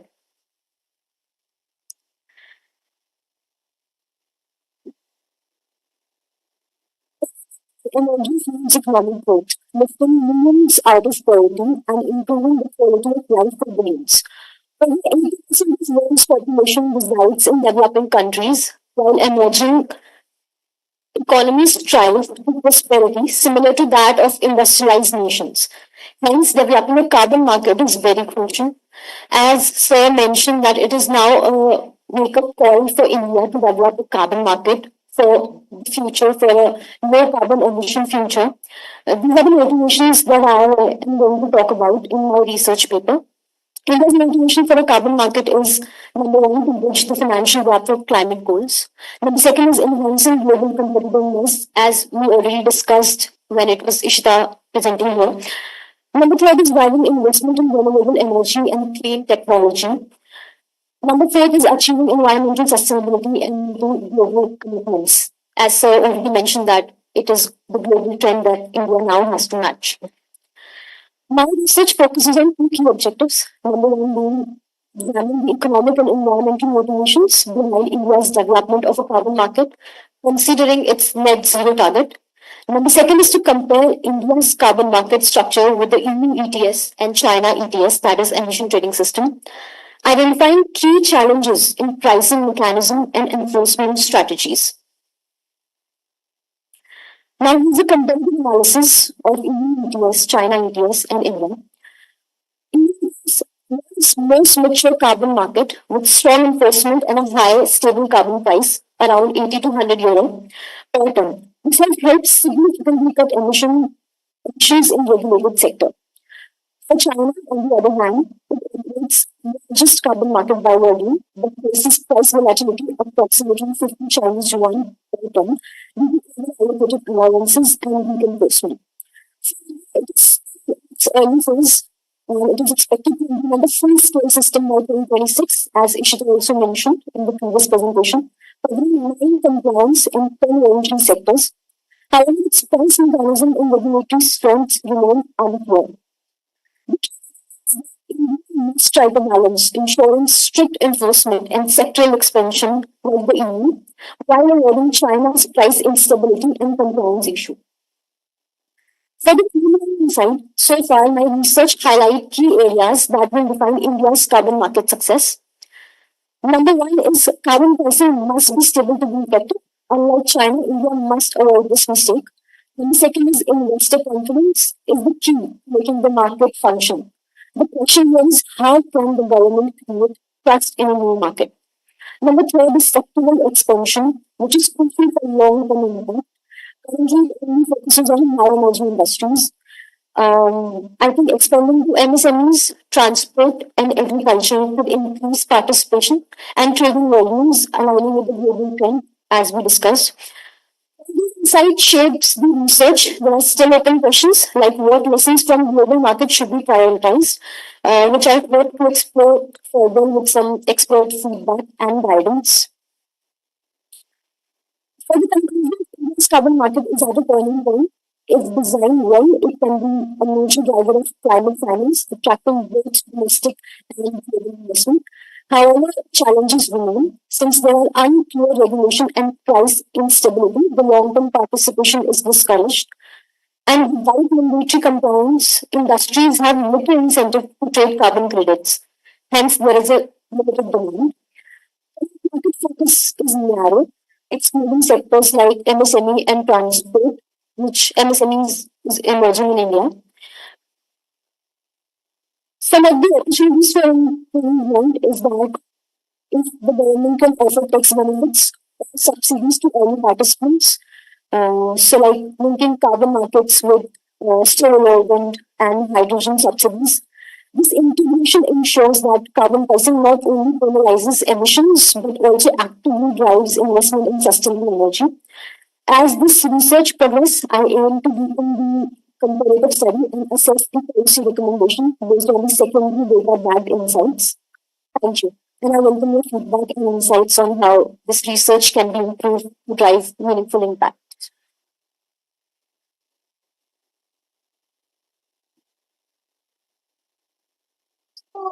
Very insightful and interesting topic. And you have done a fantastic job of laying out the scope and the space in which all of this is operating. See, from a presentation point of view, again, there is no data. I mean, forget about analysis. You've not also presented any data. So that would be a very big lacuna. Okay.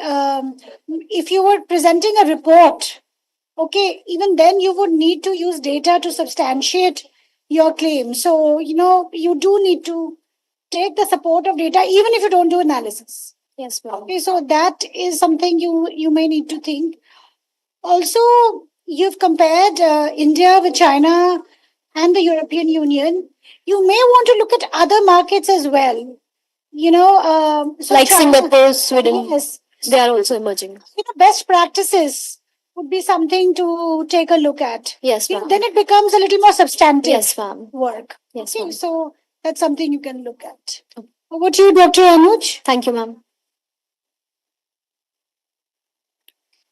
That's a wonderful topic, but I want to ask a very simple question because in this era we talk about investment, technological innovations, and all of that. Just a simple question and that is a key challenge also, that how can India boost investors' confidence in this carbon market? Thank you for the question, sir. I think making India's carbon market lucrative and providing subsidies, tax benefits to both domestic and international investors can substantially increase the participation in the market. And what about the carbon emission in that case? So for carbon emission, India is still in its nascent stage and it is still discovering how to set a price that would do justice to the system and to the global trends. So I think government is still working on it, and my research is further going to dive deep into this with some secondary data analysis. Wonderful. That was the insight I was looking for, that you're going to work on this topic because this is at a very beginner stage. Yes, sir. So best of luck for that, and you've chosen a very good topic. Thank you, sir. Thank you, ma'am.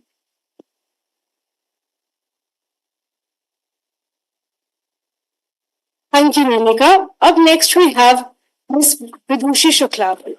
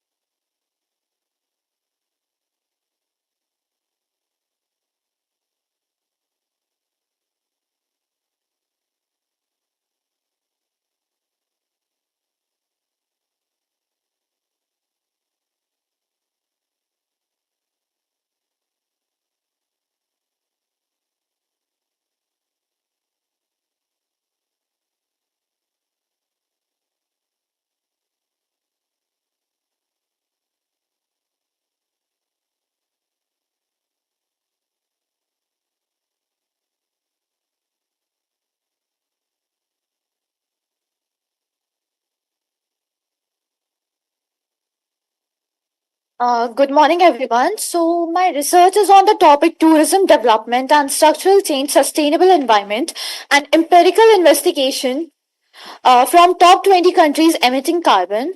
So, the objective of the study is to estimate the impact of increasing tourist arrivals on environment for top 20 countries emitting carbon. To summarize the study that I have conducted, this study explores the relationship between tourism development, structural changes, and environmental sustainability in the world's top 20 countries emitting carbon. This study utilizes empirical data to analyze the impact of tourism on economic growth and its effect on carbon emissions. And as for the resource gaps, there are two resource gaps. The very first one is the limited international evaluations in the context of carbon emissions. And then we have the requirement for industry specific insights. The current research mainly concentrates on aviation emissions, overlooking other significant sectors within the tourism industry. And to summarize the findings from the literature review, the very first one is the structural change in transportation and climate impact. And then we have the tourism and CO2 emission. Tourism plays a crucial role in enhancing the GDP of prominent tourist destinations such as China, France, Germany, and the United States. And talking about the governance and CO2 emissions, tourism has the potential to support sustainable development goals, which is 8, 12, and 14. And now we have the research methodology. The study relies on the secondary data sources, which I have collected from WDI, which is World Development Indicators, and WGI, World Governance Indicators. The data sets spans from 2004 to 2020. The variables considered are for the dependent variable, it is carbon dioxide emission, and for independent variable, it is GDP, which is economic growth, services value added, which is structural change, and international tourism, which is tourist arrival, and the last variable is the governance effectiveness. And for the model that I have used is fully modified ordinary least squares. The study relies on FMOLS because of its regression estimation. I have used the software eViews, and for statistical measures, I have considered coefficient and standard error. The limitation of the study is that FMOLS ignores short-run effects. Why these sectors? So, all these sectors, they have the most influence on carbon emission and environment sustainability the most. Before talking about the findings and interpretation, the prerequisite required for conducting FMOLS were in the favor of the research. That is why I have gone ahead with FMOLS. The very first variable is economic growth, and the coefficient is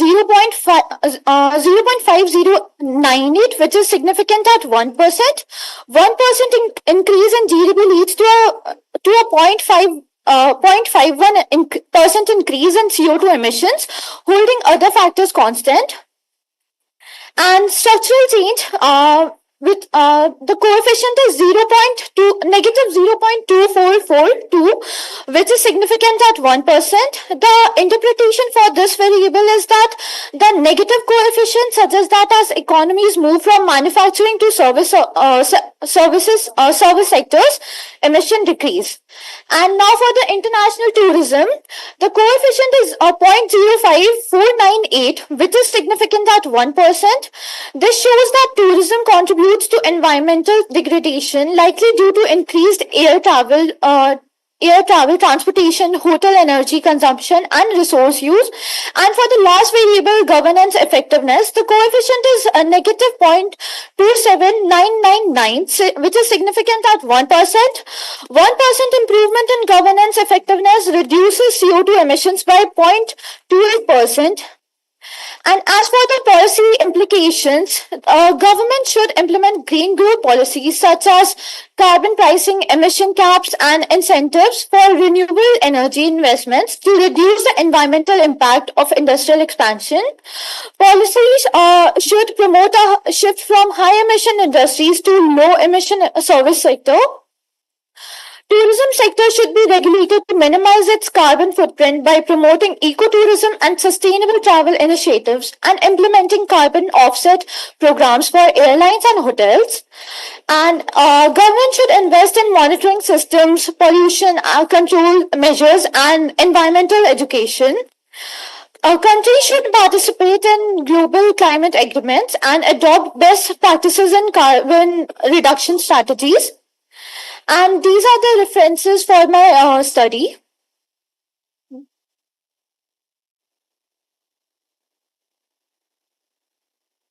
So methodologically, I think this is quite a good work. Yes. Your implications, Yes, ma'am. you need to really work on because it's very generic. Yes, ma'am.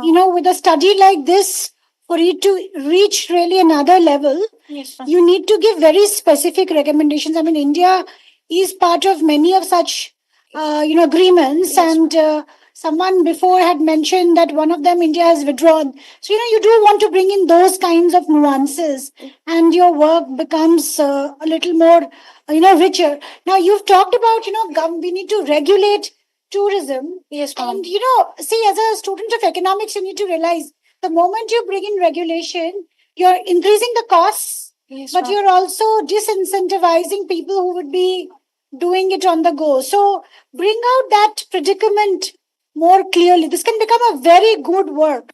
That's why I'm recommending these changes. Yes, okay? ma'am, my research is still going on and I'll keep that in mind. So very good effort. Thank you, ma'am.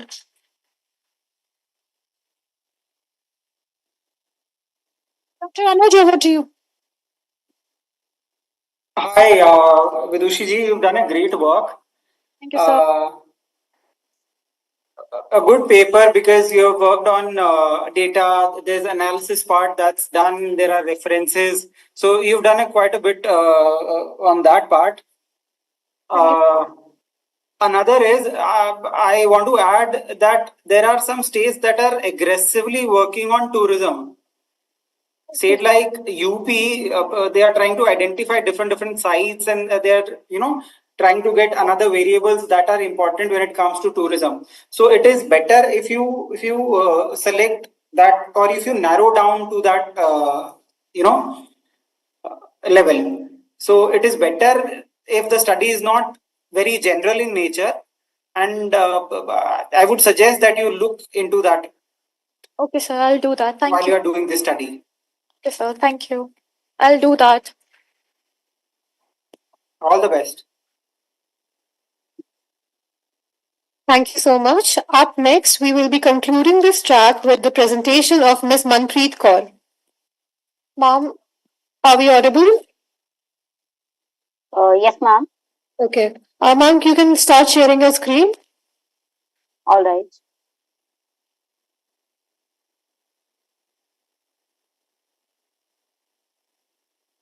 Is it visible?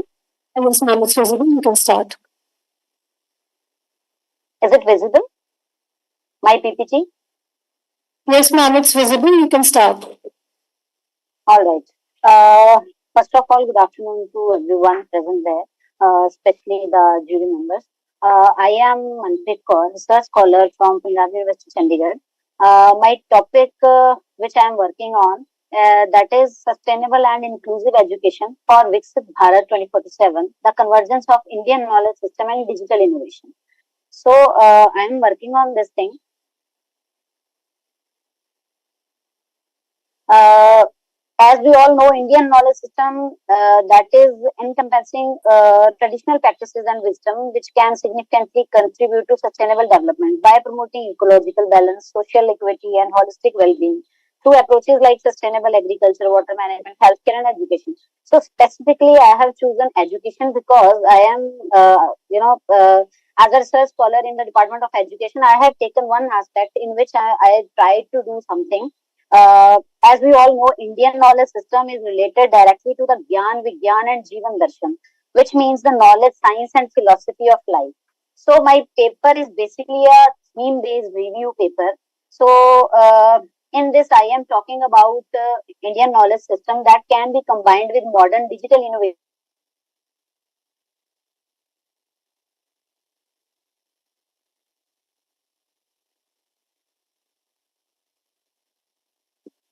Ma'am, the slide has not been changed.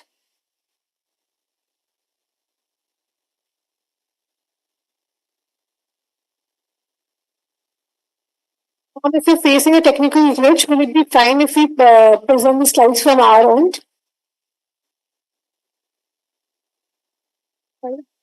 Manpreet, you're not audible. Am I audible to you?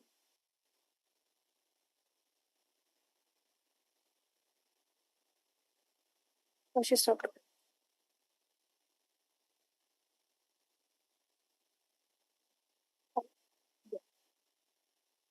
Ma'am, there was just a power cut on her side.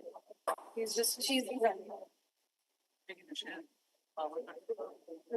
Share कर लेती छोड़ देना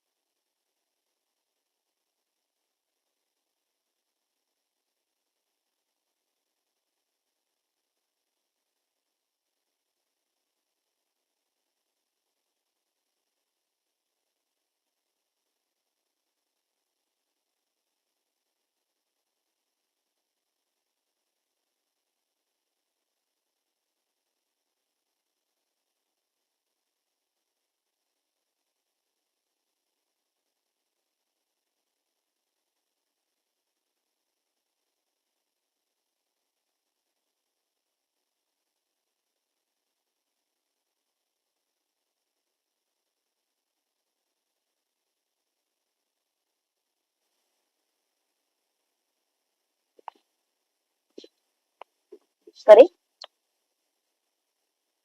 Okay, okay. Thanks. Yes, yes, ma'am. Uh, Good afternoon.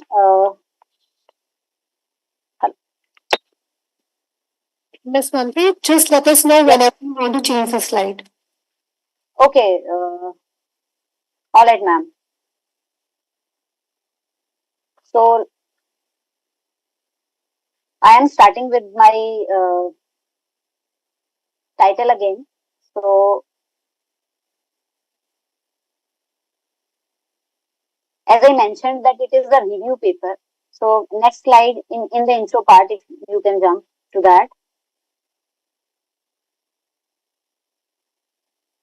Thank you. This study explores how Indian knowledge system can be combined with modern digital innovations to transform India's education system. So by analyzing IKS principles like Gurukul pedagogy and pedagogy and Vedic mathematics, yoga and dharma, the research proposes a roadmap for a holistic, inclusive and sustainable education system. It focuses on three main aspects, especially how can IKS be integrated with the digital innovation to reimagine education, and what is the role of teacher training in bridging IKS and modern practices. How can IKS help achieve Viksit Bharat at 2047 education goals? And can you go for the next slide?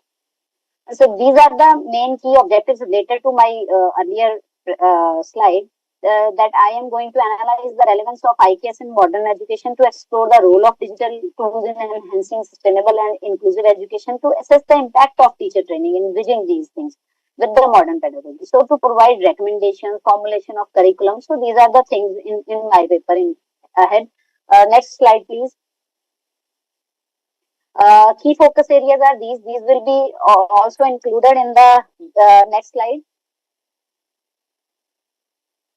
Yes, my research framework is here, basis on the two foundations. Theoretical foundations are constructivist learning theory that supports student-centric experiential learning through IKS, and second is technology acceptance model. Sustainable development goal, which is I am taking here, is quality education and vision Viksit Bharat. So four interconnected pillars which are here, that integration of Indian knowledge system, digital innovations for sustainable and inclusive education, teacher training and capacity building, and policy and institutional framework. These are the four main areas, or you can say I have segregated these themes in four areas, which I am going to explain in 1 minute. So in the next slide, please.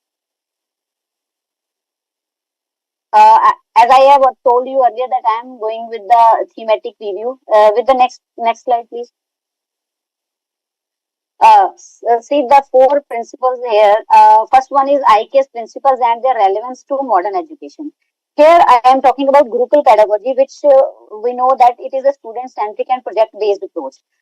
If we can take the help of Gurukul pedagogy, we can address the limitations of current education system and prioritize actually rote learning, and we can go with the critical and creativity by implementing these traditional pedagogies over there.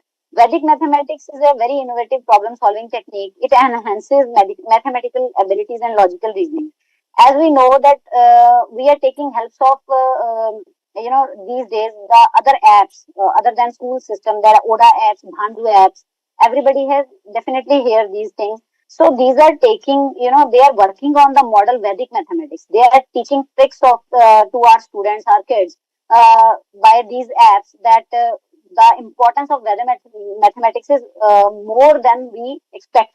So yoga and mindfulness, these also promote well-being and focus, and essential for academic success. So mainly Bhattacharya in 2019, they emphasizes the role of yoga that reduces stress and anxiety among students, particularly which are working in high pressure in academic environment. So as I belong to education, so I am basically focusing on these things. So in ethical values, dharma, which is related to that is the cornerstone of IKS and highly relevant to modern education. So by integrating IKS in modern, we can, curriculum can foster moral and ethical values to the students. As the second part is here, integration of IKS with digital innovation. So here digital Gurukul, what we can see that online platforms we can use for deliver personalized and inclusive education. Gamification, we can take the help of gamification that uses games and simulations to teach IKS. As per the report of Kumar and Sharma in 2021, they have mentioned that gamification can make learning more engaging to the students and very interactive. So AI driven platforms we can adapt for the content and meet the diverse needs of the learner. So VR is also very helpful in teaching ancient Indian sciences and arts. Here I want to mention that students can explore ancient Indian universities like Nalanda and Takshila through VR, India's rich educational heritage sites.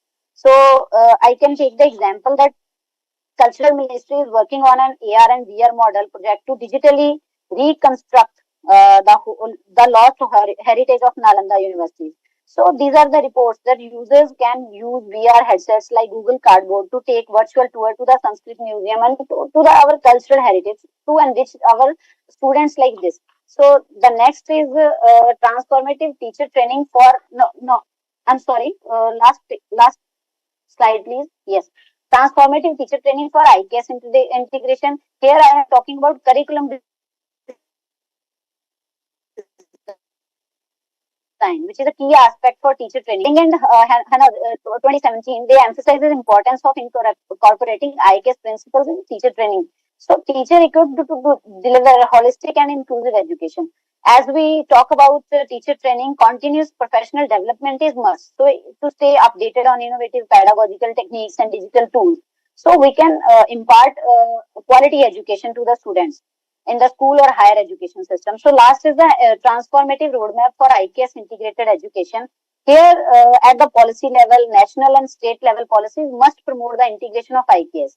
As per Niti Aayog report in 2023, there is a need of policy support development of IKS based curricula and teacher training programs. So institutional frameworks play a very crucial role in implementing IKS based education. So as per MHRD report in 2020, they highlights the role of institution in fostering cultural pride and identity IKS. So community engagement also plays a very big role because they also foster a sense of ownership and responsibility towards the stability. So next slide please. Ma'am, but your time is up. Kindly conclude the presentation. Yes. The next slide. Including in 1 minute. This is the discussion and finding that the study highlights the role of IKS in modern education. So, this IKS fosters critical thinking and sustainability, which I already mentioned in the last slide. So, you can jump to the next.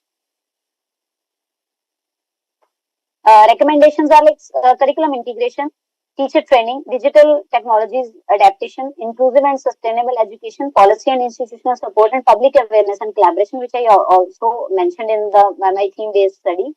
The next slide, please.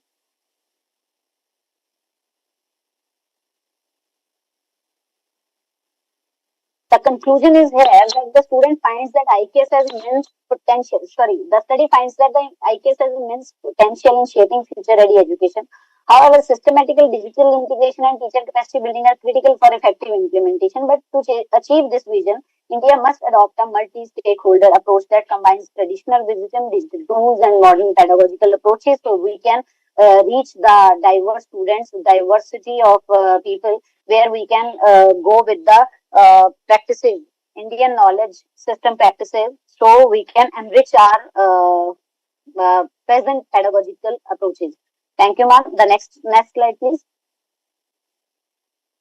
So these are the societal impact, and it is the last slide, where cultural preservation, holistic learning, sustainable and ethics, equity and inclusion, teacher preparedness, and alignment with national goals. These are the main points I have mentioned that it will be contributive.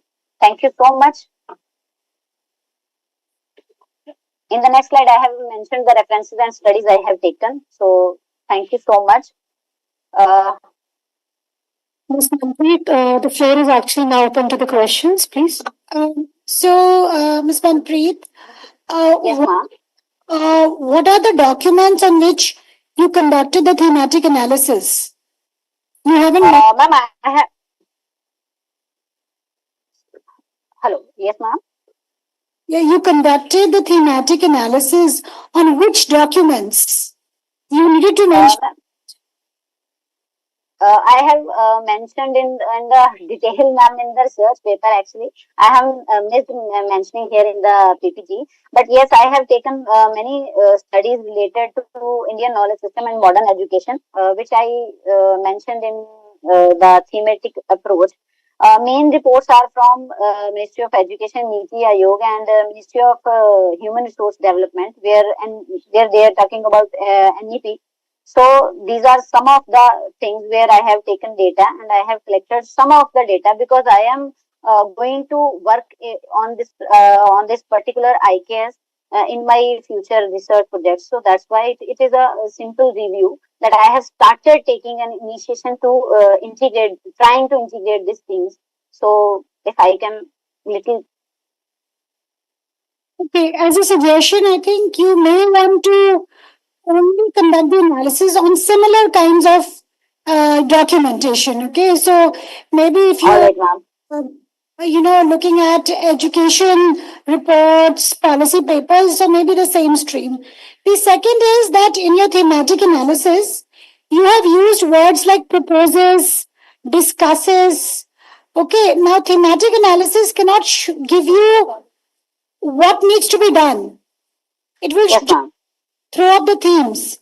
So the fact you have written this, it's not coming from your thematic analysis. You are adding this to your analysis.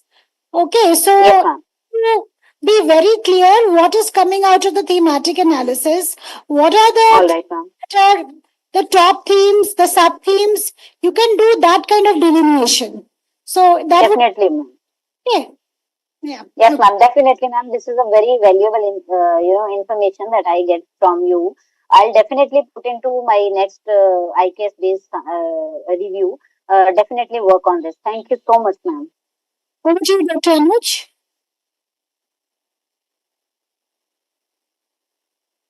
Manpreet, that was a good presentation, I would say, when it comes to thematic work. Just a fun question, because Madam has asked what I wanted to ask. But yes, sir. Just a fun question that if AI-powered time machine could take you back to ancient India. Yes, sir. How would you use these modern tools like you have talked about virtual reality and blockchain to interact with scholars like Chanakya and Aryabhatta, and you have to bring their wisdom into today's digital world? So very nice question. Thank you for asking this. Actually, sir, as I have taken the example now that if we get a chance, so अगर हम सब जैसे हम तक्षशिला या नालंदा को हम visit तो अब नहीं कर सकते, वर्ल्ड हेरिटेज साइट है वैसे हम विजिट करते हैं, बट अगर हम डिजिटल अप्रोच के साथ उनको विजिट करना चाहें तो अब कल्चर मिनिस्ट्री इसके ऊपर काम कर रही है कि AR VR प्रोजेक्ट्स के साथ हम डिजिटली उनको रिकंस्ट्रक्ट कर सकें जो लॉस्ट हेरिटेज है हमारा, जैसे नालंदा यूनिवर्सिटी तक्षशिला है, तो हम स्टूडेंट्स को उस अप्रोच के साथ वो जो हमारा सिस्टम ऑफ एजुकेशन था उसके कुछ पार्ट्स को कुछ फिजिकली दिखा पाए ताकि बच्चों को एक अप्रोच मिल सके कि किस तरह का हमारा ट्रेडिशनल एजुकेशन सिस्टम था, और उसमें वो बहुत ही पर्टिकुलर जो मेन हमारी मैन्यूस्क्रिप्ट्स थी ओल्ड एंशिएंट इंडिया की, उनके कुछ पार्ट भी अगर वो शो कर पाए तो that will be really very helpful if the students that can not visit that place and they are not able to go with that thing. So with the help of digital tools, we can, I think, we can do some justice to the students from those sections which cannot visit or something like that. Thank you so much, ma'am. With this, we come to the end of our insightful presentations in Track 4, Viksit Bharat, and Innovation in Governance and Public Service Delivery. Each presentation has provided us with fresh perspectives and thought-provoking ideas, contributing immensely to our understanding of this critical theme. I would now like to invite our esteemed session chair, Dr. Bidhisha Banerjee, to share her concluding remarks on today's occasion.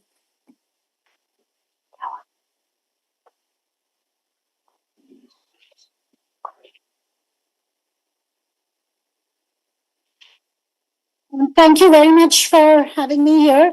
I think the quality of the papers were very good. considering many of you are doing your master's and bachelor's degrees, and one person was also doing her PhD. As a rule, in economics, we tend to focus a lot on data and data analysis. As the discipline grows and we get information and we get knowledge from other disciplines, especially with the coming in of the NEP, and the emphasis on interdisciplinary learning. I think economics as a field also will evolve, and we try to look at areas where data may not be always possible. So climate change is one such area. Many of the impacts we can only foresee, but we may not have the actual empirical data to support it. So those of you who have attempted that, of course, I've commented that, there was no analysis, but that is not to take away from the depth of your work that is there. The discipline as such requires right now for a more empirical based approach. But good luck with whatever work you have started. Those of you who will be graduating, remember the lessons you carry from this kind of research work, because sometimes this is the only time you will get in your life, unlike us academics, that you will be doing research. You'll be doing referencing. I mean, if you were to go to a corporate, you will never need to do referencing, trust me. Even they'll laugh at you, what is this referencing? And not only we do referencing, we do APA, Harvard, Chicago, whatnot. से बात करना, मम्मा उनको बोलना कि मैं 2 minute.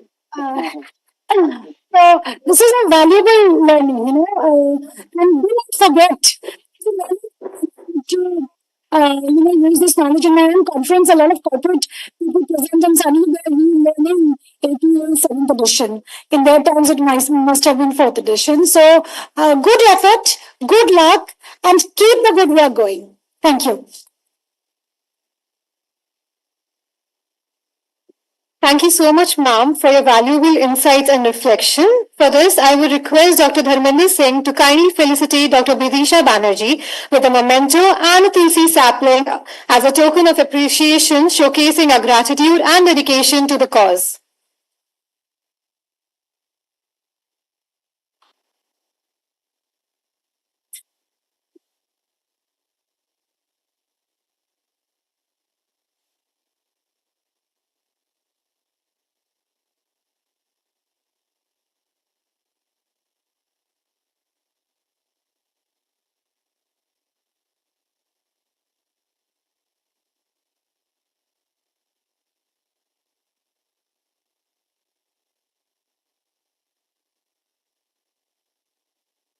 Thank you so much, ma'am. Your words have truly enriched this session, and we deeply appreciate your time and guidance.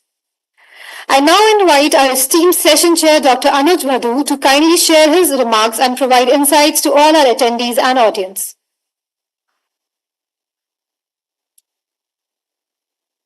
As we conclude this session, I would like to reflect on the insightful discussions we've had today.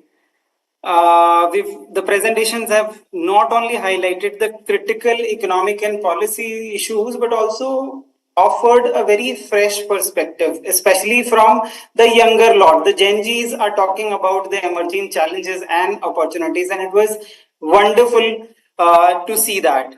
From sustainability to governance to digital transformation, trade policies, behavioral aspects, value creation of universities, carbon trading. I mean, the research presented today underscores the evolving nature of our economic landscape. One of the key takeaway from this session is the interconnectedness of economic decisions, whether it is the transition towards the EV, the role of social media in shaping the tourism experiences, or the innovation in governance. Each study that was presented today contributes to a larger discourse on how economic policies and individual choices interact in a rapidly changing or in a dynamic world. I appreciate Madam Vidisha's constructive input that followed each presentation. Also, I want to thank Dr. Dharmender for conducting this session. With that, also I want to thank all the presenters for their contributions and the audience for their engagement.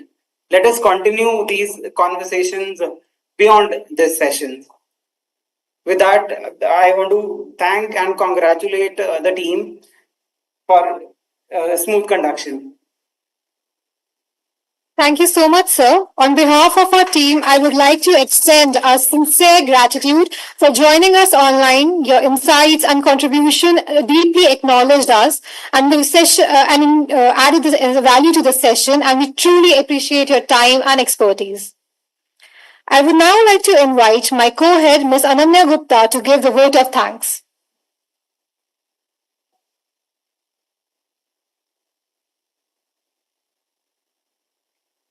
I am honored to deliver the vote of thanks for this enlightening session. First and foremost, I extend my heartfelt gratitude to our esteemed founder, President Dr. Ashok Chauhan, Chancellor Dr. Atul Chauhan, and Vice Chancellor Dr. Balwinder Shukla for their visionary leadership and unwavering support which make events like this possible. A sincere thank you to our esteemed session chairs and respected faculty members, participants, for gracing this occasion with your presence and valuable insight. Your encouragement fosters a culture of research and learning. To our session chair, Dr. Anuj Bhadu and Dr. Bidisha Banerjee, we express our deepest appreciation for your expert guidance and thoughtful reflection that has enriched our today's session. A special note of appreciation goes to Dr. Dharmender Singh for his thoughts and guidance and engaging approach, ensuring a seamless flow of discussion, making this session both insightful and impactful. I also extend gratitude to all presenters for sharing your knowledge and perspectives, sparkling meaningful discussion on Viksit Bharat and innovation in governments and public service delivery. Special thanks to the organizing committee, technical team, and support staff whose tireless efforts ensure the smooth execution of this event. Finally, to our wonderful audience, thank you for your active participation and engagement. Your enthusiasm makes such event gathering impactful. With that, we conclude this session, looking forward to many more inspiring decisions in the future. Thank you and have a great day.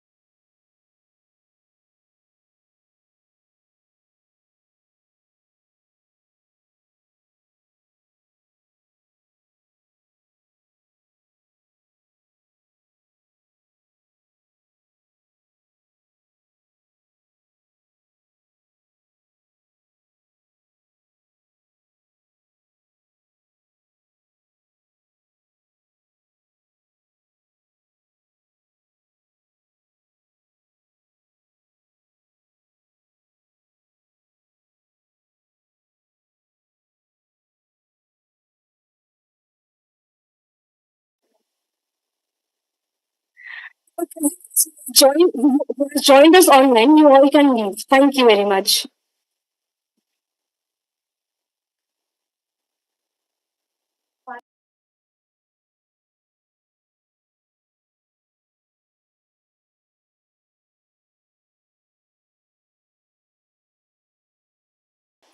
No problem.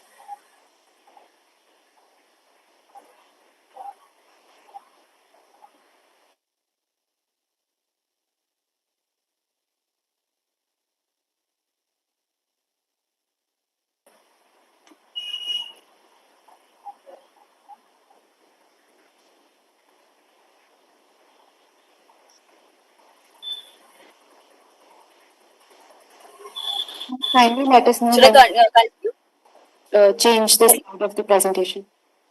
Okay. Then go to the third slide, please.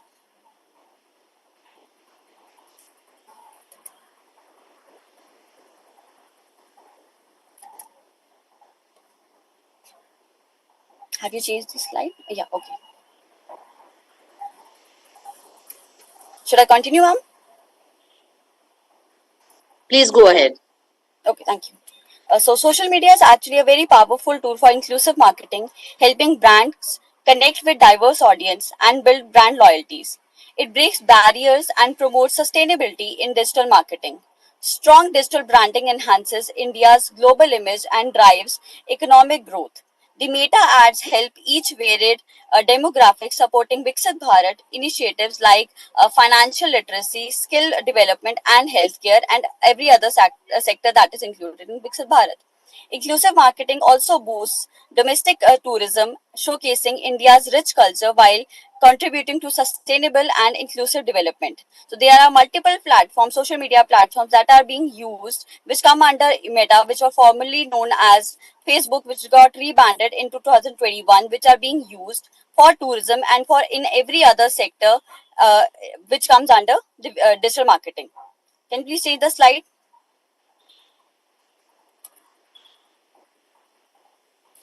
So these are the key findings while doing the research. This is the thing that I got to know about the government of India, that while drafting the national tourism policy in 2015, the government of India declared to promote tourism by marketing so that it can enhance and increase the economical growth of the country. In 2015, the Government of India launched the Digital India campaign to empower the countries digitally, keeping the objective of reaching the citizens at a larger level to let them prevail the government services, which also includes the healthcare sector and also those services which can actually increase the economical growth. For this, the Government of India is constantly working on improving the online infrastructures and internet connectivity all over the country. Under the Digital India campaign, tourism is one of the key sectors considered as potential growers of Indian economy. Can you please change the slide? So the authors Sivasena in 2017 highlighted that the internet and economic and e-commerce evolution impacts the economic and business in both at an equal level. And the travel industry has drastically changed due to the involvement of internet and the availability of those services over the country. 1 minute Petana, left. sorry, You have 1 minute left to present your. sorry, how much time is left? 1 minute. Can you please just skip to the let me just tell you the slide number.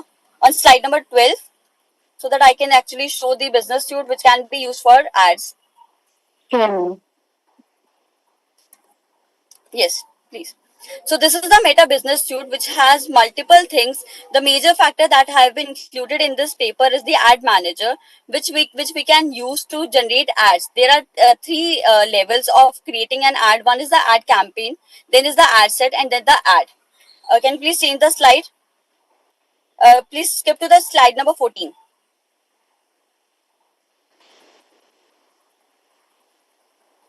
Yes. So these are the three levels. At campaign level, you can set the campaign like when you will create the ad manager account, then you can create a campaign at your own level and set an objective. There are multiple objectives for which the ads can be constructed. Like if you want only engagements, or if you want sales, or you want leads, you can set that objective according to the requirement of that particular thing. And at the second level, on the ad set level, you can select the country, you can select the location and the people that you are targeting, which includes the age, the sorry. Kindly conclude. Yeah, sure. So this is the setup from which we can use the ad setup, and we can reach the audience at a larger level, which is not restricted with the in the country. It can go worldwide. Please skip to the last slide, then I'll conclude.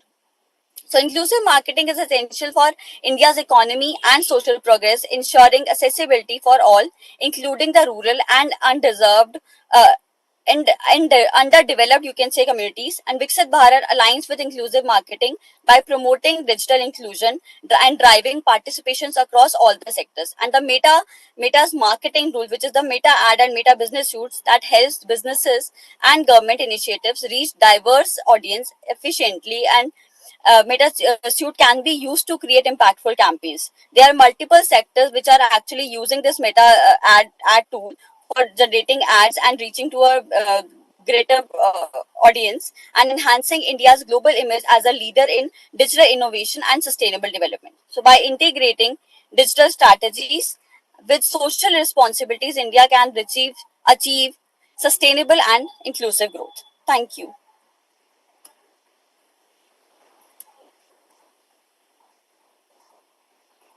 Thank you so much, ma'am. I request the session chairs to to put up their questions. All right. Thank you, Dr. Oshin, for the presentation. I have one quick question. Yes. How's your work different from the existing work?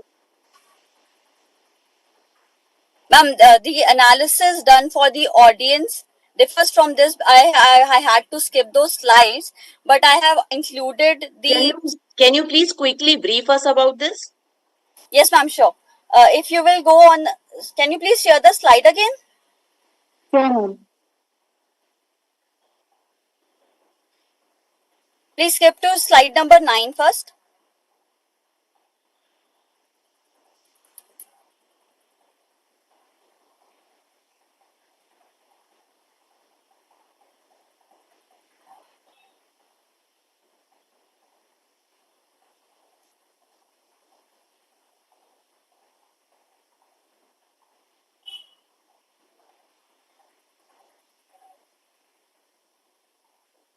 Yes, ma'am, this slides will show that, will answer that question of yours. This is the research on, while doing that research, I got to know that there are popular three major places which are being targeted by the audience, by the tourists which are currently visiting India. So these are the three sites for which we can create more ads and we can reach to a wider audience. And this is the expected growth that can include, or that can actually increase the GDP of the country also.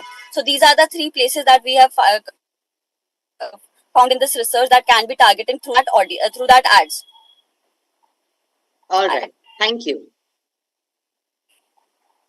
Welcome. Thank you. Okay. Thank you for the presentation. I just want to ask one question. Were there any what specific regional or sector specific trends that you have found in your meta analysis?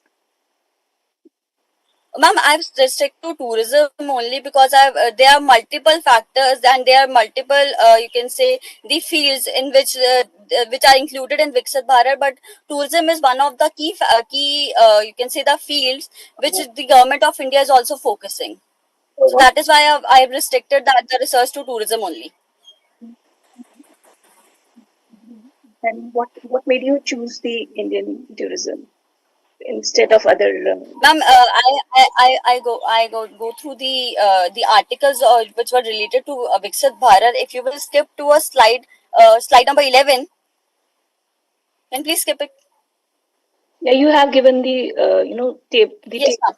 Yeah. Yes. That's the Indian Brand Equity Foundation. It is a trust established by the India's government Department of Commerce, which aims to promote and creating international awareness. So they were also focusing on tourism. That is the thing that actually grabbed my attention, so that I can read about it more and work on it. That is the reason. The meta tool that you were showing, is it the outcome of your research? Ma'am, the outcome will be the results, which will be we will got after running those ads. I'm sorry? The output will be the results. This is not the output. This is how we can actually proceed towards the output. The output will be the results. Yes. Sorry. Sorry, ma'am, you're not audible. From where have you taken that framework? Ma'am, I have made that framework. I have been using Meta Business Suite from a long while now for digital marketing purpose. So I have taken those screenshots from that platform only. Okay, so okay, that is adapted from somewhere, right?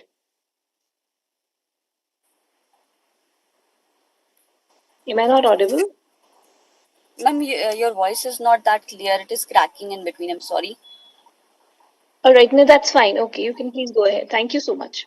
Okay, thank you so much, ma'am.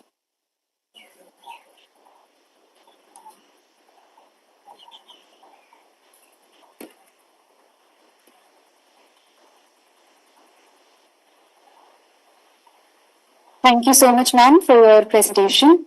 I would like to invite Ms. Shreya Kumari, Ms. Parva Fatma, and Ms. Shubham Saini for presenting their paper on leveraging AI and ML in digital transformation for marketing and addressing the related privacy concerns. They will be presenting offline. No, we have your presentation.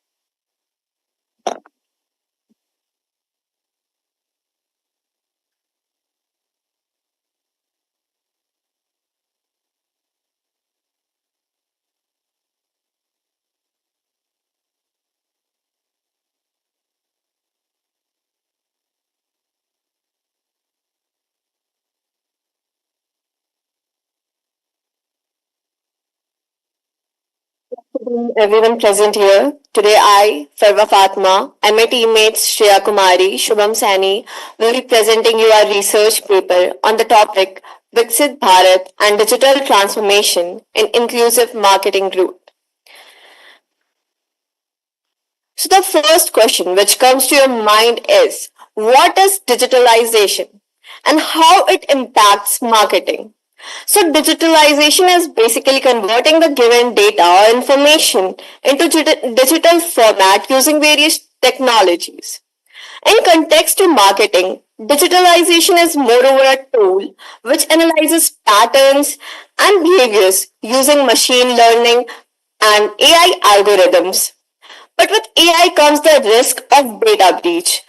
To face this, we have also covered how we can tackle these issues which concerns privacy.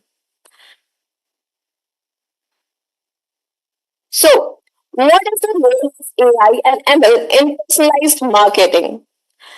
AI algorithms and ML models analyzes users' behavior and also recommends them the purchase they would prefer, the product which they would prefer according to their preference.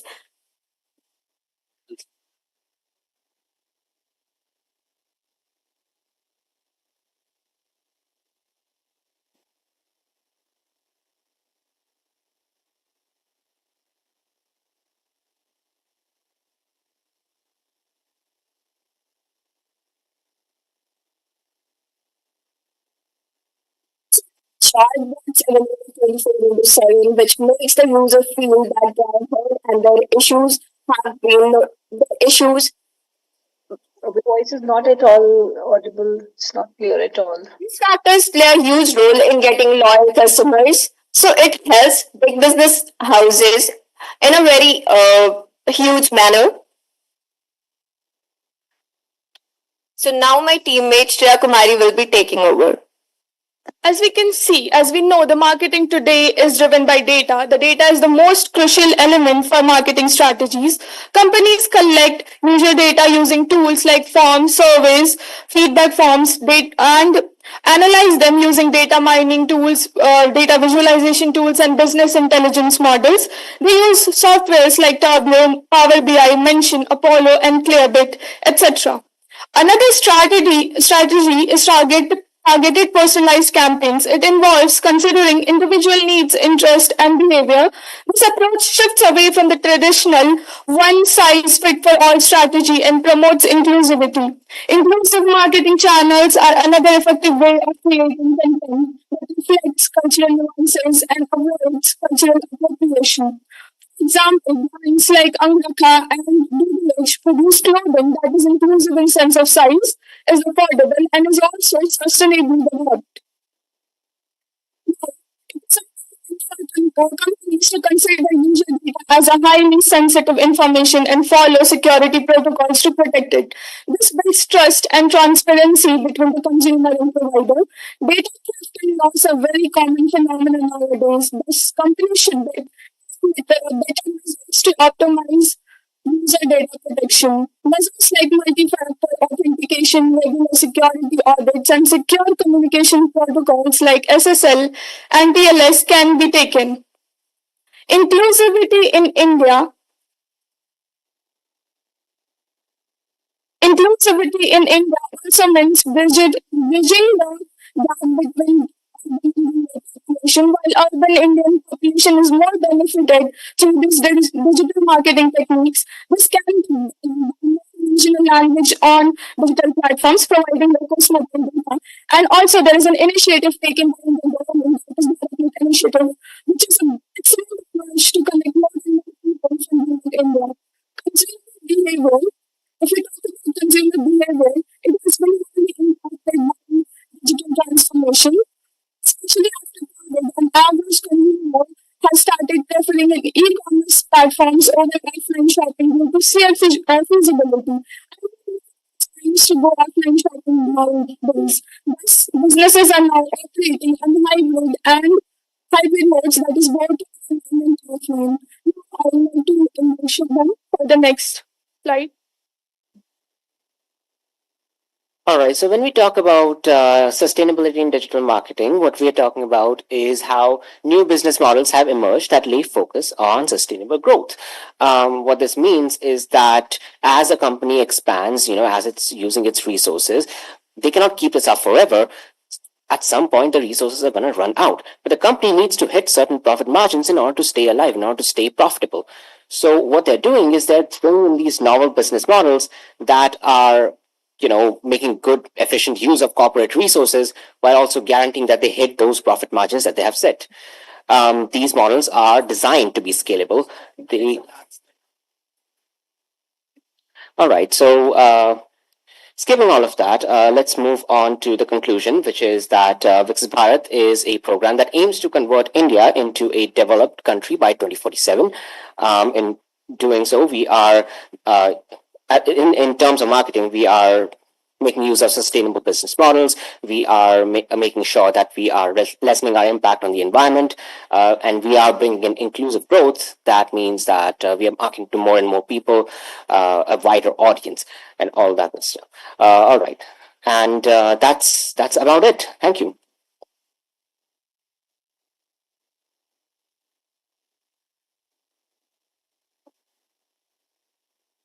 I request the session chairs to please ask their questions.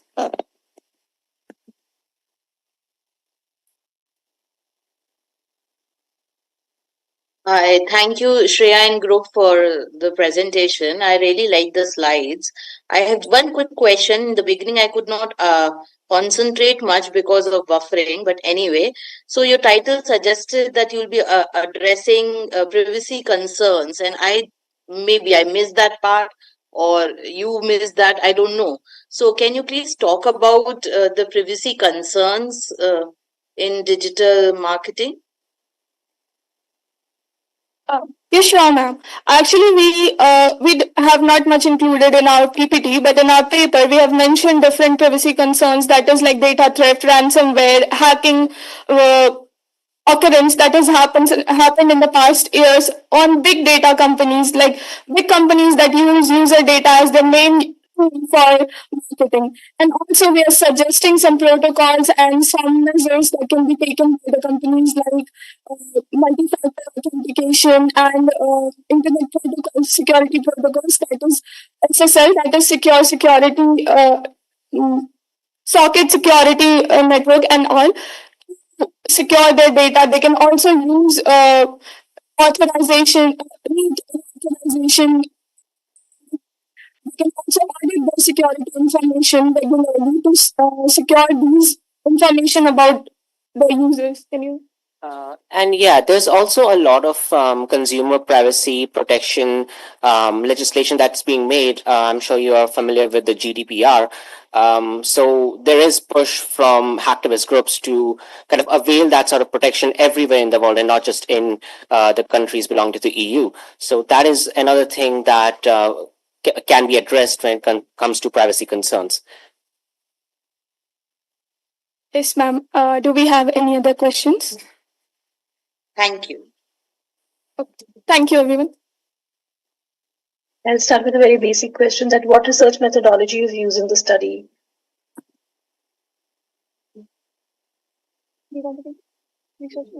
Am I audible? Yes, ma'am. Yes, ma'am. You're audible. Actually, what research methodology is, we have read different papers, that is research papers. We have looked at different brands and their marketing strategies and the data that is, and we have studied different data breaches that has happened in the past, and we have studied about the tools that can be used. So that was our research methodology. What is the criteria for selecting the AI and ML applications? Was there any criteria?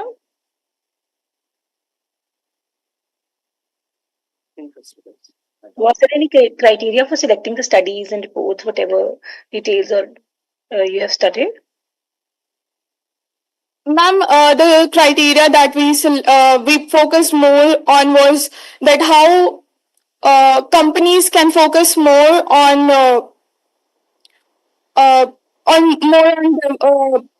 including inclusive growth and the user data protection. So it's like, ma'am, I think I will not be able to answer this question clearly. I'm sorry. So, what are the suggestions rather in terms of emerging AI-driven marketing technologies from your research? So the recommendations are that definitely there needs to be more transparency when it comes to AI ML models and how they utilize our data. Something that is made privy to the consumer before they even interact with any sort of platform is how this platform can, take their data, use it for developing their technologies, how they're using those technologies in order to market to them. So those are our recommendations. And yeah. Very good. Thank you so much. Thank you, ma'am.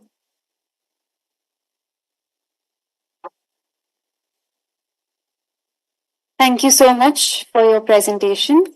Next, I would like to invite Ms. Sudiksha Srivastava. She'll be presenting her paper on the impact of artificial intelligence on recruitment and selection, transforming talent in the digital age. She'll be presenting offline.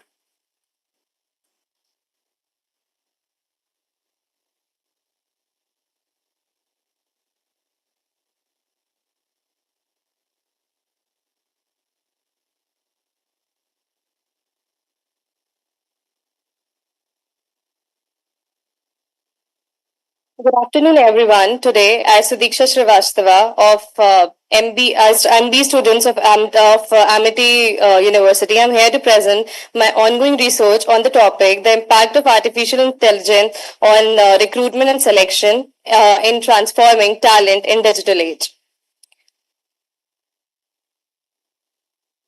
It is an honor to be here to discuss on the topic in shaping the future of our workforce, artificial intelligence and recruitment, and how it aligns with India's vision for Viksit Bharat 2047. As India strives to become a developed nation by 2047, one of our biggest challenges is building a skilled, efficient and inclusive workforce.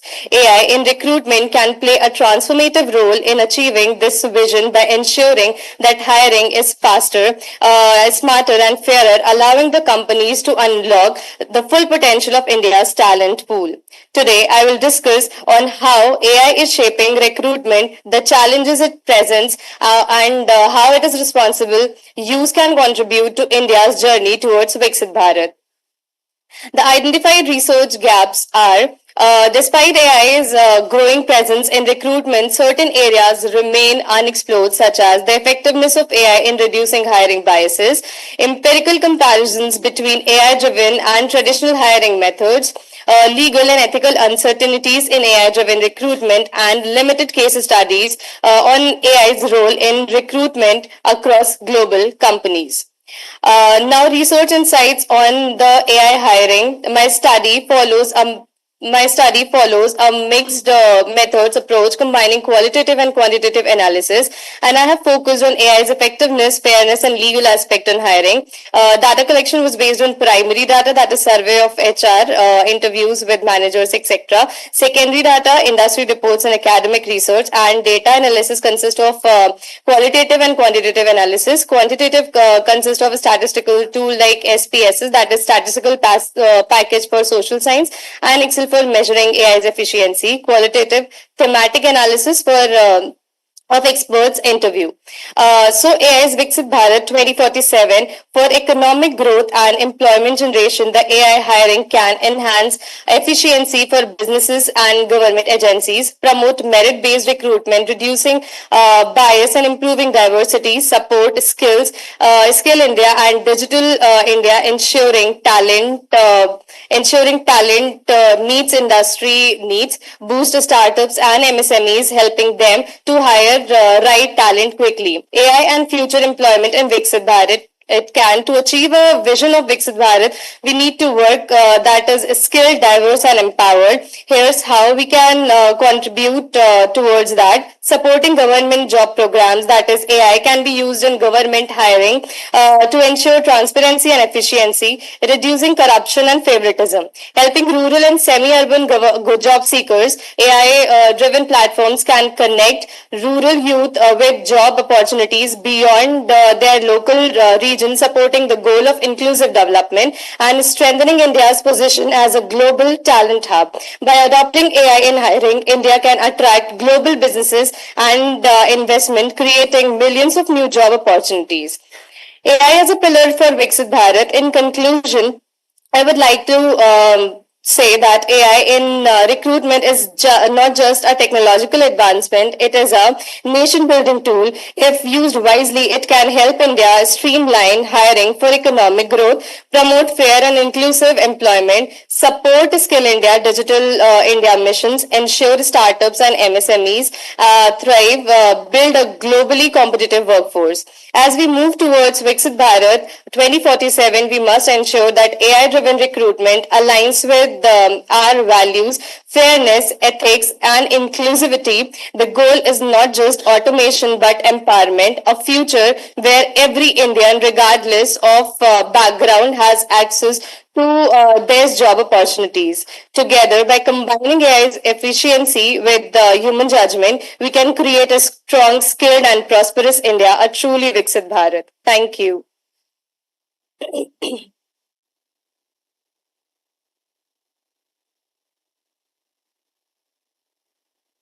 Ma'am, is there any questions for me?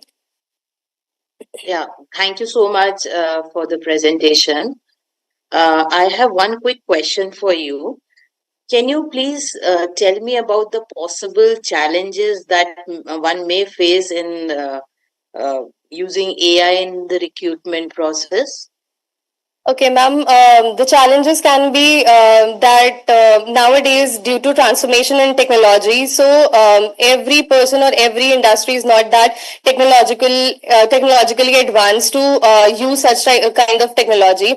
I have taken a comparative study of Accenture and L'Oreal. They are effectively using recruitment, but if we talk about on a global scale, many industries still are not using AI in recruitment and selection, as they prefer using the traditional methods in hiring because of certain limitations and certain gaps. So I'll be covering all these things in my future report, as it is an ongoing research. So I will be covering and I will be presenting all these things.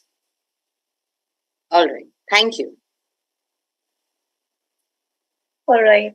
Yeah. So, question from my side is like, since it was already going on in my mind about the challenges, so what do you think? How do you ensure that AI-based hiring remains ethical and transparent? Okay, ma'am, it will it will reduce the favoritism and reduce the corruption and biases which are there in the traditional hiring, as in there are different references or referrals given in the job positions who are suppose HR gives basically their recommendations for choosing a person, etc. So if there will be a tool used, or if there will be certain terminologies used for hiring, so that will curb this thing, favoritism. And also it will help rural and semi-urban job seekers, because a platform can connect the rural youth with job opportunities beyond local regions. All right. So you've already mentioned in your presentation, I guess, that there are certain places where they prefer traditional hiring system rather than the AI driven.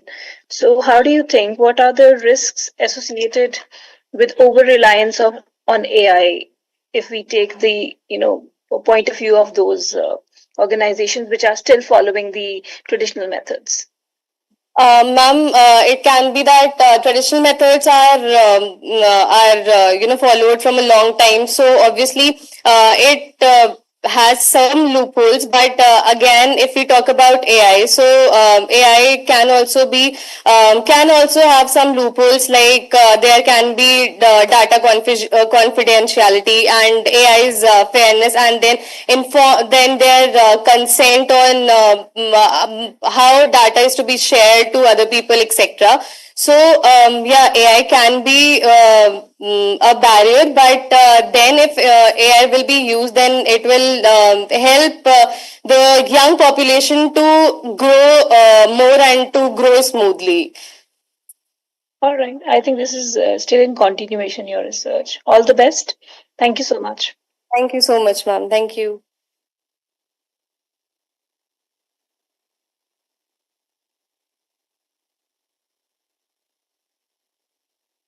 Now we'll have Aarti Aru, who will be presenting on her paper Algorithmic Bias and Gender Representation, Feminist Perspectives on AI-Driven Marketing. She'll be presenting online. Good afternoon, everyone. Let me share my screen. Ma'am shared the presentation. Kindly let us know when we have to change the slides. Okay.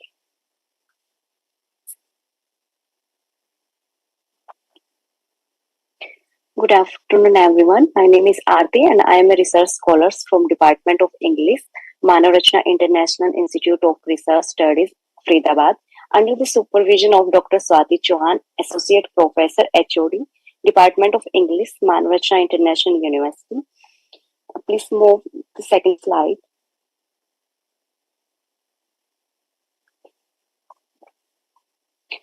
So now we are going to discuss about the algorithm bias. Algorithm bias occurs when a machine learning models produce unfair outcomes due to biased training data and flawed assumption, systematic inequalities. This can lead to discrimination in areas like hiring, lending, and law enforcement. How AI-driven marketing reinforces gender stereotypes. Link between feminist literary criticism and AI bias. The objective of these studies is understand AI bias through feminist perspective. Please move in the third slide. AI in marketing and gender bias. Examples of bias in AI marketing: job ads targeting men for high-paying roles, AI generated beauty standards favoring certain looks, exclusion of non-binary identities in marketing campaigning. Please move in the next slide. The male gaze and AI in marketing. Male gaze in AI promotes traditional gender stereotypes. Ads objectifying women reinforce male-centering aesthetics. Feminist counteraction: need for AI-driven marketing that empowers rather than objectifies. Please move in the next slide. I have done in my research paper the comparative analysis feminist perspective on AI-driven marketing in a AI Room of One on Novels by Virginia Woolf. And this is the question I have done as a research question in my research. How does Virginia Woolf, a room of one, on over a framework for understanding gender bias in AI-driven marketing? To understand the topic, the parallel between Woolf observation of past marginalization of women and the present issue of algorithm bias in job recruitment and advertising restriction, women economic and professional prospect. The metaphor of a room of one own novels also applies to the digital realm where feminists concerned regarding equitable representation and authorities over AI generating content remains. And these are the next question. What are the economic implications of algorithm gender bias in marketing and how do they relate to Wolf argument regarding financial independence? And I have also done on this research question. I have. How can feminist literary criticism, particularly the work of women, Wolf, inform ethical AI development and marketing practice? Please move on the next slide. I have done the literature review feminist perspective on technology. Wolf argument: women needs financial independence and intellectual space. Connection to AI bias, lack of female representation in AI research. Digital advertising restriction opportunity for women. The Room of One on novel by Virginia Woolf. Please move on the next slide. I have used the methodology, data collection, and the theoretical framework. Male dominance in AI research leads to exclusion of women. Issue with AI driven gender bias, digital assistants often have feminine voice, stereotypical portrayal in targeting ads, and theoretical framework. Feminist technoscience theory examine how technology is shaped by gender power structure. Intersectionalities theory address the impact of multiple identities factor, gender, race, class on algorithm bias. Please move on the next slide. Significance of this study contribute to discussion on AI, ethical AI development and digital inclusivity. Hiring algorithm favoring man, AI powered loan approval discriminating against women's. Wolf relevance. Women need financial stability for creative freedom. Why this matter? Economic independence allows equal access to opportunities. Move on the next slide. Please conclude. Okay. So I move on the conclusion. Please move on the next slide. The conclusion of my research paper: the existence of algorithm bias in AI-driven marketing often reinforce gender biased preconception, resulting in the devaluing of marginalized community and the perpetuation of systematic injustice. Viewing this issue through a feminist lens highlights how societal bias are embedded in technology, emphasizing the need for ethical AI that prioritizes diversity and equitable representation. The novel A Room of One Own, authors by Virginia Woolf, offers a compelling comparison to the ongoing discussion. Woolf maintained that women to contribute meaningful to the society, they must have financial autonomy and the ability to think and innovate freely. Similarly, in the field of AI based marketing, promoting diversity in terms of gender representation requires breaking down structure barriers that favor dominant perspective in data collection and algorithm decision making.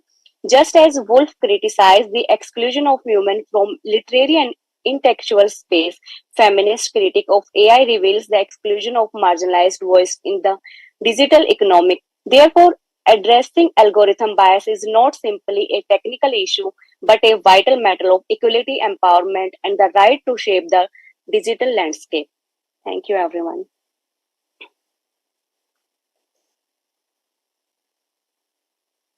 I request the session chairs to ask their questions. I would also like to request to Miss Aarti to kindly switch on her camera. Okay. All right.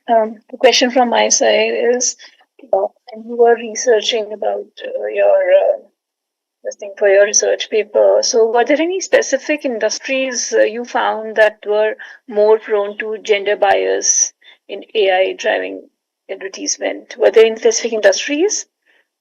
No, ma'am, I have just done the comparative analysis in the English literature. In the, oh yeah. Okay, so what is the positive side? Like we have been looking at the gender bias and feminism all the time, but was there any positive case where AI has been used to reduce the gender bias? The other side of the story, basically. Ma'am, AI marketing uses algorithm to analyze data and make a prediction about customer behavior and preference.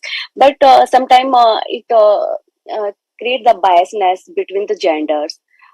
It most of the times it supports only the male side, not the female. But it was pro females also. Was Yes, it? ma'am. Okay. And what do you think? These AI biases are intentional or they are like systematic, unintentional or systematic, basically? Ma'am, I think from the side of mine, it is intentionally. Okay. All right. Thank you, ma'am. That kind, if you already think that it is intentional, so maybe that all will also bring in the bias in your research. You are all right. Yeah, Okay. ma'am. Thank you so much, ma'am.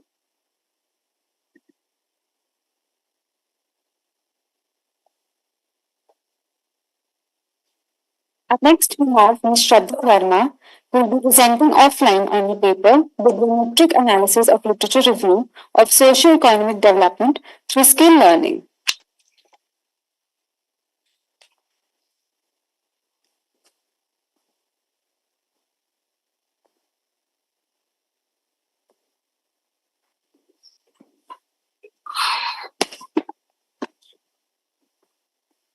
Good afternoon, all. The title of my presentation is Impact of Skill Learning on Socio-Economic Development of the Learners. It is a bibliometric analysis.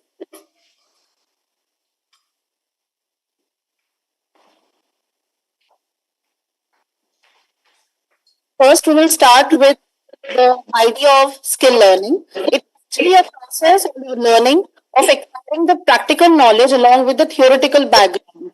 So, the conventional mode wherein we stick to theoretical ideas, and it helps in enhancing the employability and economic mobility. The theory says that focus on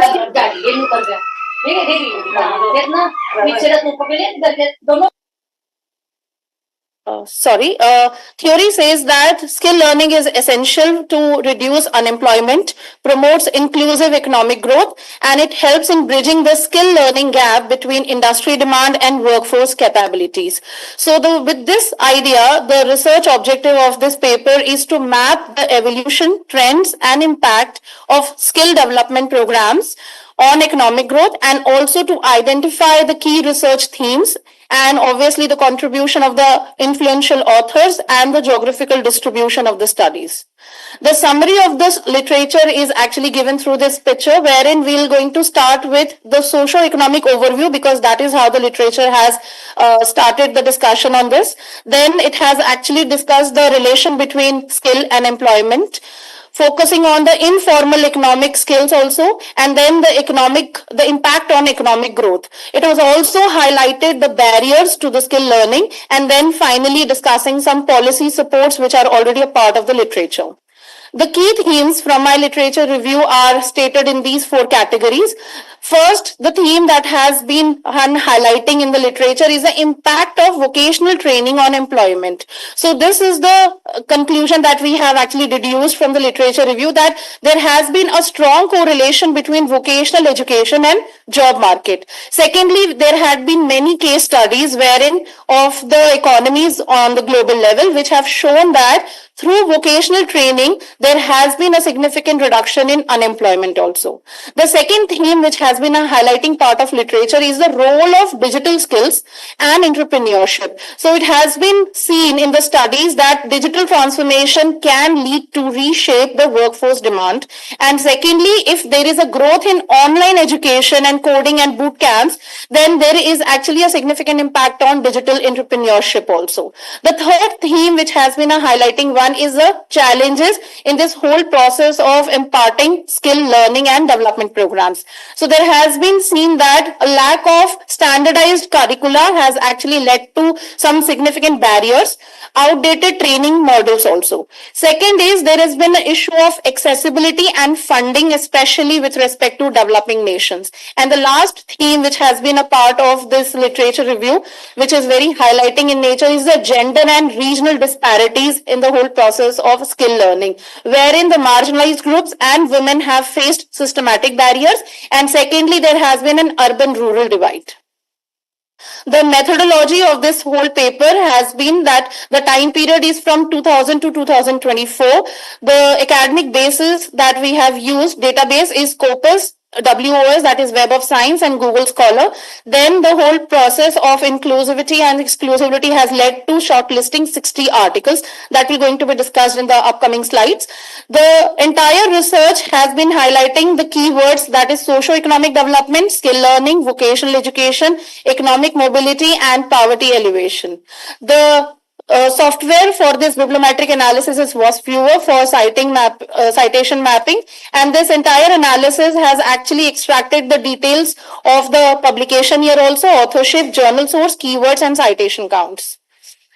The inclusion criteria and exclusion criteria include that we're going to be focusing on Scopus and highly cited research papers from the time period, like I mentioned, 2000 to 2024, and only papers will be including in this part where they are talking about the relation between skill learning and socio-economic development.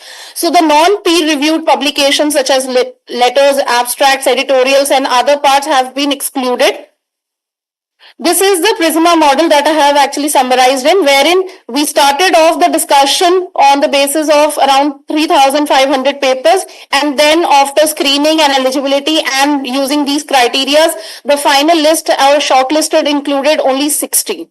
So I'm going to actually give a gist of the ideas or the key findings from these 60 papers.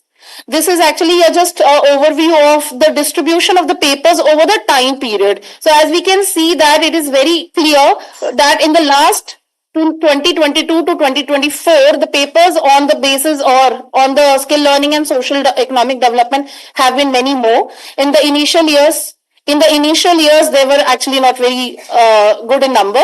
These are some contributing journals. So as we can see that the most highlighting one, Benchmarking and Journal of Business Research, have many publications in this area with many citations. This is the country-wise contribution. So India, China, US has been many contributing countries in this area. Now the key findings. First, the literature has clearly depicted that skill training has a significant impact on socio-economic indicators. Skill learning or schemes have actually influenced youth's socio-economic status, and vocational education training has led to self-employability and empowering rural youth. Challenges that had been highlighted in the literature include the limited infrastructure and funding issue that had already been discussed, and most importantly, in the current digital era, the transition from the conventional methods of imparting skill learning to adapting digitalization is something to cater in. And the outcome of my whole research or from this literature review is that it will going to help me in formulating the descriptive empirical study on the basis of the literature to highlight the relevant relation between skill learning and socio-economic indicators, and most importantly, it will give me the structural evolution process to analyze this impact. This is the gist of the 60 papers that I had been saying, and the main key findings had already been discussed earlier. Thank you.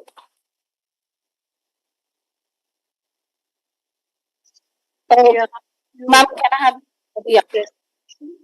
One thing you have taken 60 papers, you said from Scopus, but you said that you have used the Web of Science, Google Scholar also, but in your Prisma, they were it mentioned only Scopus.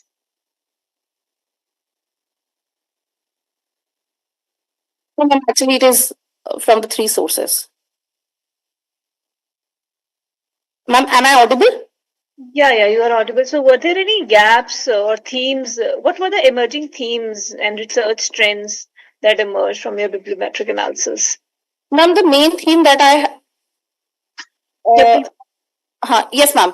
So the main theme that has actually came up in the form of the challenges in this whole process of skill development. So the main challenges that had this literature has actually shown is the, like I mentioned, the outdated training models and the lack of standardized curricula. And secondly is associated with the accessibility of these tools to impart the skill learning.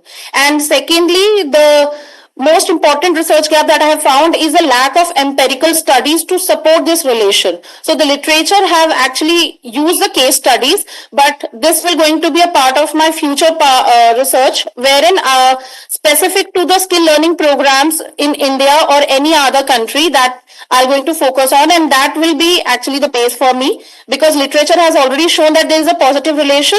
So my research will going to be actually empirically support that.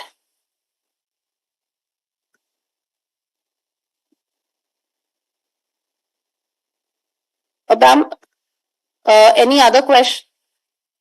I've been asking, okay, am I not audible? Sorry. So since you just mentioned that you are for future going to be extended to the country-wise India or other country. So were there any geographical disparities so far which were found in your research, in your analysis so far?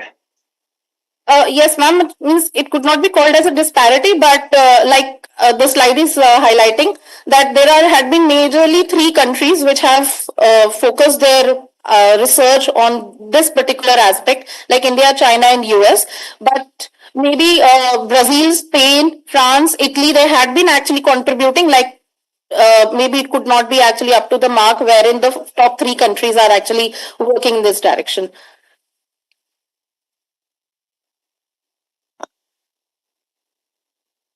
All right. Thank you so much. Thank you, ma'am. Thank you so much, Shraddha. I really like your presentation and clarity. Thank you. No such question. Thank you, ma'am. Thank you so much, ma'am. Next, I'd like to invite Ms. Anvesha Sharma, who will be presenting offline on her paper, The Impact of Digital Technology Usage on Economic Growth in Asia.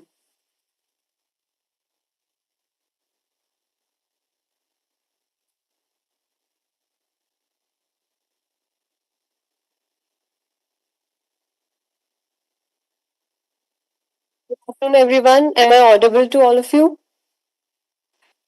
I hope yes. I am Anvesha Sharma from BA Honours Economics 3rd year, and I am working on a paper titled as The Impact of Digital Technology Usage on Economic Growth of Asia. I have selected 22 countries on the basis of data availability. So as we all know that digitization is a major to major economic growth, and it is a well established one. And I have taken NRI, which is Network Readiness Index, which measures countries' preparedness to employ information and communication technology. And a higher ICT capability typically results in higher NRI score or value, which I have taken from Global Information Technology Report. So I have told you earlier that digitization leads to economic progress, and this idea is a well-established one. Any communication device, including radio, mobile applications, and any associated application makes digitalization possible. It helps in transformation of business, either international or domestic, and it also transforms the government interaction and the platforms which are used for public welfare. There have been some research gaps from the literature I've reviewed, and two of the major research gaps are limited disaggregation of ICT usage impacts across user types. User types include individual usage, government usage, and business usage. And the other research gap is limited studies on network readiness index, which is a measure, which I have used in my work as a measure of economic growth. That's why my objectives are to analyze the impact of ICT usage on economic growth of 22 selected economies out of 48. And the reason is data constraint, and to disaggregate impact of this usage across three categories. The variables I have taken, dependent variable is growth in output side real GDP, and the sources are written. And other independent variables include persons engaged in employment, capital stock, individual usage, business usage, government usage, and tertiary education gross enrollment rate. I have categorized my data analysis in three categories. Model 1, 2, and 3. In Model 1, I have used majorly the individual usage. In Model 2, there is business usage. And Model 3, it is government usage. So I have done regression analysis on fixed effect, random effect, and fully modified ordinary least square method. And I'm planning to do DOLS as well. So with this analysis, I've come to the conclusion that capital stock has a significant impact on the growth. As per RE model, school enrollment rate is also significant. Persons engaged is not significant in any of the model here, and its effect is uncertain. Individual usage also does not significantly impact economic growth. In model 2, the growth is a function of the independent variables, but only business usage, not individual or government usage. So here results depict that capital stock is significant, school enrollment is also significant, person engaged is significant unlike the previous model, and business usage does not show a consistent impact on economic growth, and its coefficient is negative in FE model and FMOLS. Here is third model, which consists of government usage, and here the results are positive. Capital stock is not significant, school enrollment is significant, persons engaged is significant, and government usage has a strong impact. So, concluding my presentation, we have analyzed the individual usage and business usage had a negative impact, whereas government usage had a positive impact across these 22 selected Asian economies. And capital stock and labor engagement exhibit mixed significance, while school enrollment consistently impacts economic performance.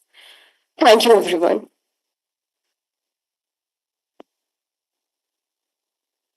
Any questions, ma'am?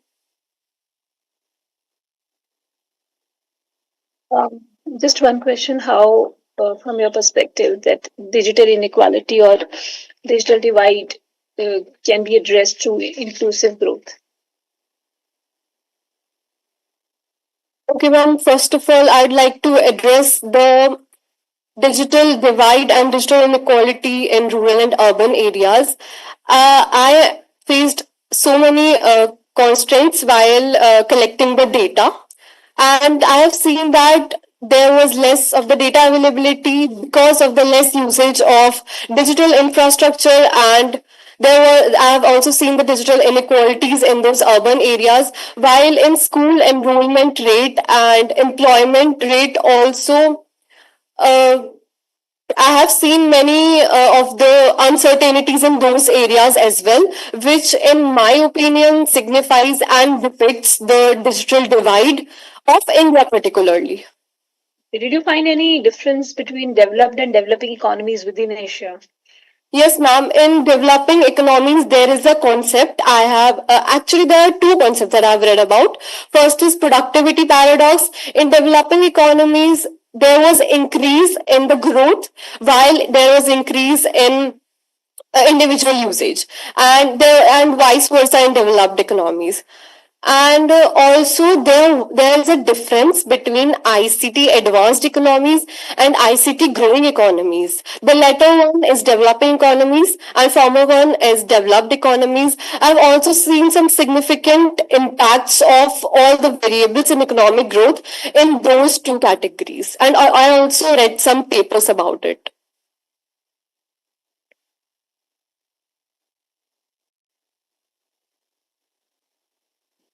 Any other questions, ma'am?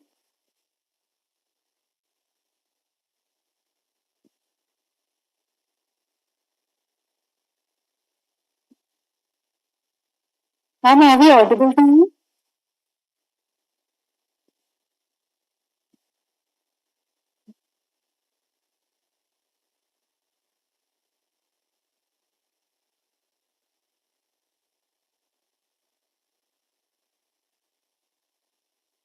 Ma'am, any other questions?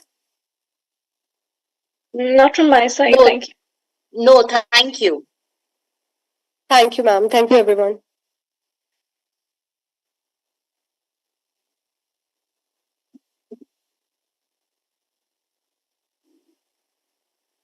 Thank you so much, ma'am. Next, we have Ms. Divya Jyoti Randev, who will be presenting on her paper, The Role of Entertainment Media in Shaping Youth Aspirations for Viksit Bharat 2047. She'll be presenting online. Good afternoon, everyone. Am I audible? Yes, ma'am, you're audible. And can we have you switch on your camera, please? 1 second. Thank you, ma'am. Okay, so hope everybody is well. The topic of my paper is the role of entertainment media in shaping youth aspirations for Viksit Bharat 2047. If we can move to the next slide, please. So my research basically focuses on how entertainment media, mainly films, television, digital content, can influence young people's aspirations related to sustainable development and economic inclusion. The literature review actually revealed that there is a lot of entertainment media content that is being produced, especially by Bollywood, wherein this content has for years shaped the aspirations of the Indian youth regarding, how they want to model their careers and relationships and values. But I wanted to find out if they also have certain goals related to, how they wish to contribute to a sustainable economy, to an economically inclusive country. So so next slide, please. So there's been a lot of recent content. There've been movies, there've been documentaries, there've been Instagram handles, there've been web series wherein themes like community participation, social entrepreneurship, social equity, climate action, wildlife preservation, all these goals that align with Viksit Bharat 2047, they were taken up. Next slide. So the objective of this study was to understand the influence of entertainment media content on youth aspirations related to sustainability and inclusive growth, and also to assess how specific themes in the media, for example, environmental stewardship, responsible entrepreneurship, they shape the personal and professional aspirations of the youth, and also to identify if there were any demographic variations in the media influence on youth aspirations. Next slide, please. So a survey-based approach was used, and 287 young people, basically youth in the age group of 18 to 30 years, representing diverse demographics, were studied. Next slide. So we studied their age, gender, area of residence, educational qualification, occupation, monthly income. Please keep moving the slides. Also, apart from the demographics, we studied their daily media consumption habits, what was the preferred medium of consumption, what they were actually watching, in movies and in these web series and all the entertainment media content. So it was found that most people, a majority of the youth, they were consuming social media, they were consuming cinema, and they were consuming web series. And the popular genres were number one, drama and comedy, but it was closely followed by content related to sustainability and social issues. The urban youth, they were more exposed to diverse content than the rural youth. Next slide, please. So this is basically the varied demographics and how they rated themselves on how much the media has influenced them and their aspirations towards towards a Viksit Bharat. Next slide. So the respondents basically they admitted that 56% of them their career decisions had been influenced by what they had seen in the entertainment media. They had also taken up social responsibility, and there were high ratings that were found among females and among the younger audiences. They had also developed environmental consciousness based on what they saw in the media, and there was higher engagement amongst the low income groups and the urban respondents. Next slide, please. Apart from youth aspirations, it was also seen that these youth admitted to certain behavioral changes due to this media influence. So they adopted certain sustainable practices. They also started engaging in the community more. Next slide. Next slide. So 63% of the participants or the respondents, they said that they had started adopting sustainable behaviors such as recycling, reducing their daily plastic use, energy conservation. And it was the women and the younger respondents who were leading this. And they were also engaging more in community initiatives. So on the whole, I can say that entertainment media, according to this study, has been a key driver of youth aspirations for all the goals that are mentioned in Viksit Bharat 2047, with major themes being environmental stewardship and social equity and community engagement. And there are demographic variations in how the media has been influencing the youth. And since the study says that there is a positive effect of the media on youth aspirations for Viksit Bharat, we probably can keep continuing on this path and keep producing more and more content that promotes sustainability and inclusive growth. And in the future, longitudinal studies can be conducted to see how these youth aspirations for a Viksit Bharat evolve over a period of time. Plus, comparisons can also be made between various regions and how media is affecting people of various regions versus the global media. So that's about it. Thank you so much. All right, Pritha, what is the sample size for your study? So I surveyed about 287 respondents. Okay. And 287. All right. And from Delhi NCR or somewhere? This was the north, mainly Chandigarh, Punjab, and Haryana. Punjab and Haryana. All right. So when you say youth aspiration, how have you defined youth aspiration in your research? So as of now, what I did was to give them a self rating scale and to define whether they understand, first of all, what is inclusive growth and whether they wish to participate in any way by contributing to any activity that leads to inclusive growth and sustainable development of the country. All right. Just one last question. If there are any concern about misinformation and unrealistic portrayals that are there that might affect the youth aspirations in social media. Absolutely. These concerns were raised when I had a lot of discussions offline as well with the respondents. I was actually surprised to find out how many of them are aware of what fake information is, what deep fake technology is, how information is manipulated. So we have, I think, a very aware generation these days. But again, I cannot say for sure. There's a lot of research that I can do in the future. All right. Thank you so much.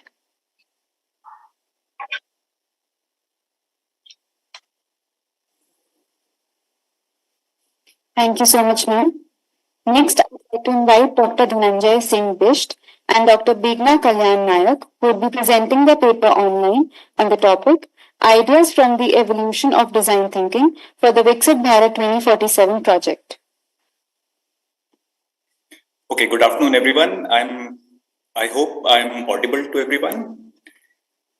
Yes. And the presentation, can anyone verify if the presentation is visible? It's visible. Okay, thank you. So the topic for our presentation is, and the paper is Ideas from the Evolution of Design Thinking for the Viksit Bharat 2047 project. So this is basically a collection of some important ideas which have been collected from the evolutionary story of the design thinking approach, which is a very popular problem-solving approach that finds adoption in industry, in academia for typically different contexts of problem solving.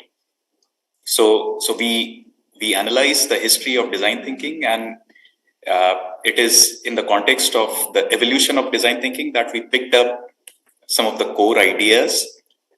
Some of the interesting ideas that we found were inspirational and could be used as kinds of as seeds, as inspirations for a mega project, a project towards developed India, which in this case is the Viksit Bharat 2047 project.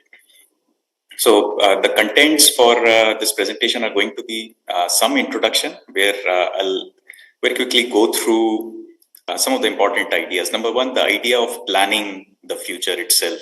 So why would we want to use inspirations of the evolution of a very useful approach, a very useful methodology? Why would so this notion that planning is a really important activity which would determine the future of societies, of nations. There is some brief discussion on the Viksit Bharat 2047 project, and then some discussion on the approach of design thinking, beyond which I'll talk about the objectives, methodology, and then the results and discussion and conclusion.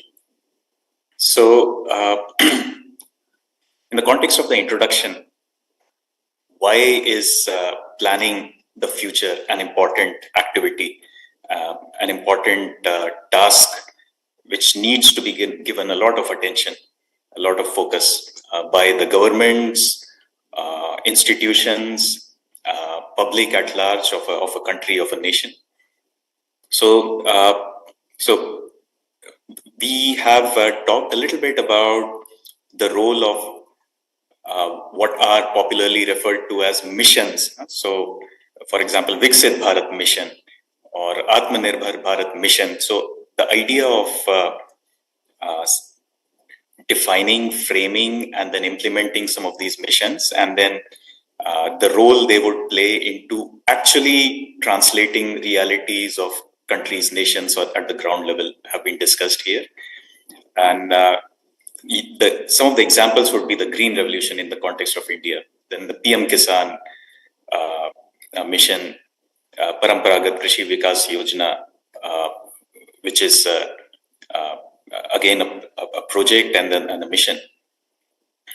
Make in India, Atmanirbhar Bharat, the projects and the missions that have been framed, that have been marketed, and then which have had a big role to play in changing the mindsets of people in India, not just the ground realities, but also the mindsets, which is an important idea. And then in the context of if you're talking of changing the future, there is an important role that tools of analysis have to play. We find, even in the contemporary times, extensive reliance on smart tools of analysis in order to draft policy decisions and then planning the future. Evidence-based governance is again an important context in which for which planning needs to be done, and then data would play an important role to make such decisions. Energy and ecosystems are again another important concern for the present as well as the future of India. Society at large, there are a number of social sectors which need to be planned well for tackling the challenges that may arise at a later point in time.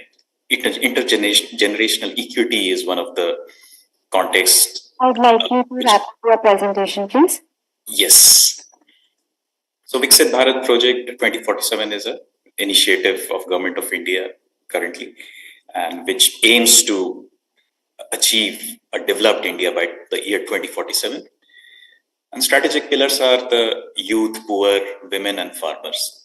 Design thinking is a problem-solving methodology. It has been popularized by the company IDEO and the individual David Kelly. It propagates, it advocates the use of 5 different phases of approaching a problem: empathizing, defining, ideating, prototyping, and testing. An important specific context in which design thinking finds a lot of value is in the context of innovation, in situations where problems are not clearly defined, where people would not report explicitly that they're facing an issue, but you would just want to better the existing state of affairs. So it is this idea of iteratively working towards improving and bettering things, and which is an important idea which comes from the approach of design thinking. So we have in this paper tried to discuss some of the most relevant ideas which resulted into design thinking becoming the framework which it is today. And we have tried to discuss how these philosophies, these ideas could be implemented in the context of, could be used for the purpose of the design Viksit Bharat 2047 mission. So these ideas are, number one, spaceship Earth, the idea that the entire Earth is one planet, as if a spaceship on which all the humanity is on board.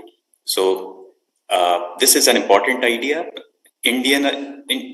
Government of India, Indian society in general has been practicing, propagating the idea of Vasudev Kutumbakam, which exactly follows this mindset, this framework. Cybernetics again is an important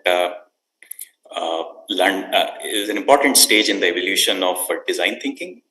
In the context of it is specifically in the context of reframing problems as systems problem, looking at realities from a systems perspective and thinking about control and feedback mechanisms. This again could be used as a framework to think of the problems in the future or opportunities in the future. Science of the artificial, again embracing this idea that human beings are makers. We have worked upon nature and created the world of the artificial. So not shying away from it, but with full confidence, picking up this responsibility of dealing with the artificial and making a better artificial world. And then a design approach again is a kind of a third culture. In addition to politics and economic paradigms, there could be a third way that you could be approaching problems in the future by designing things. We have already talked about how.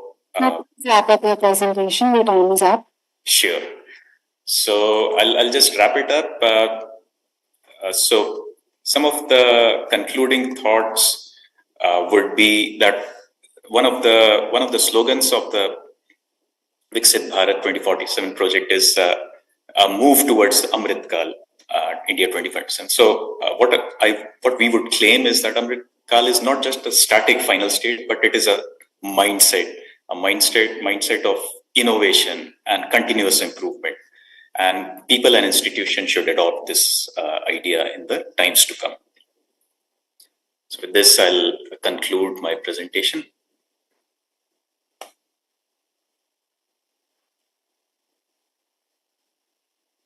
I request the session chairs to ask their questions, please. Yeah, thank you so much for the presentation. I have one question that how do you think that India's startup ecosystem can leverage design thinking for the Viksit Bharat and national growth? Sure. So one of the important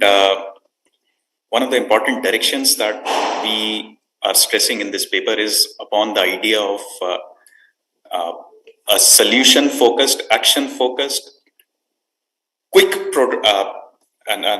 approach to a practice of doing prototyping really quick.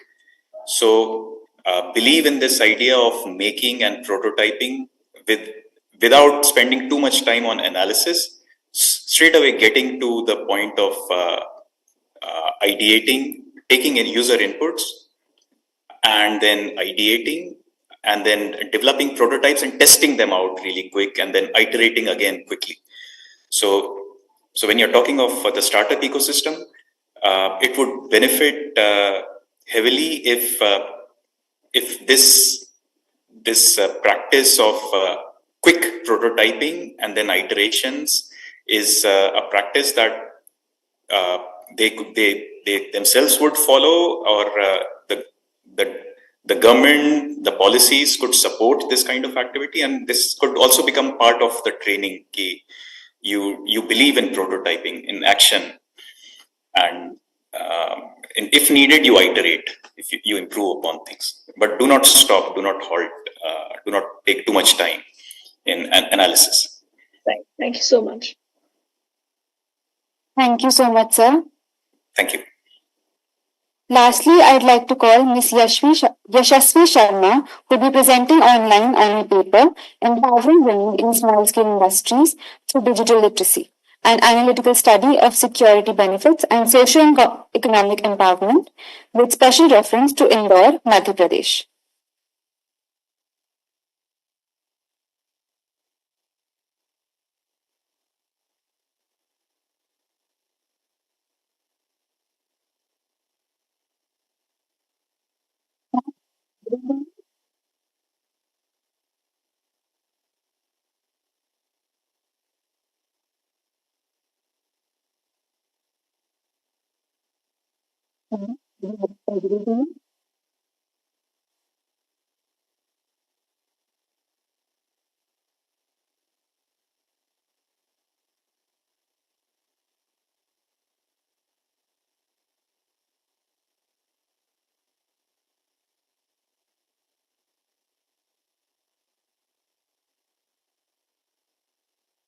Sharma?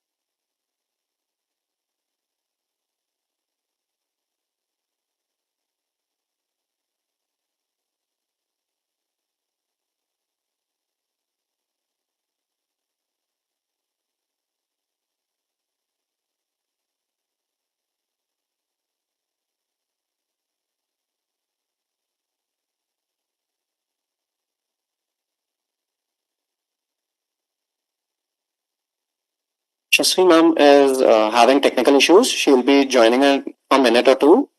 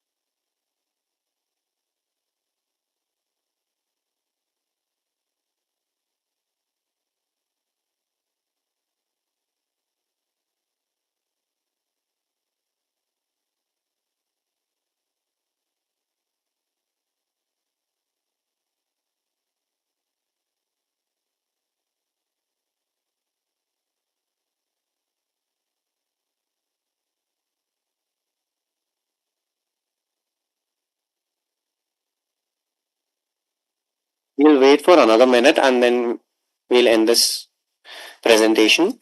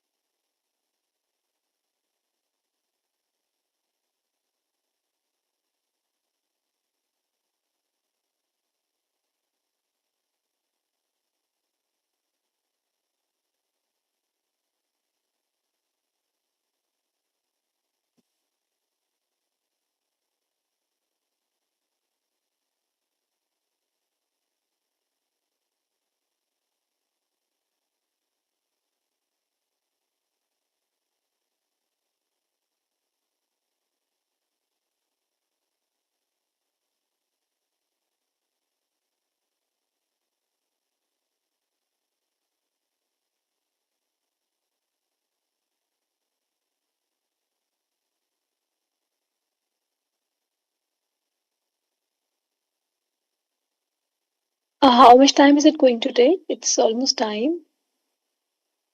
Ma'am, just another minute, please.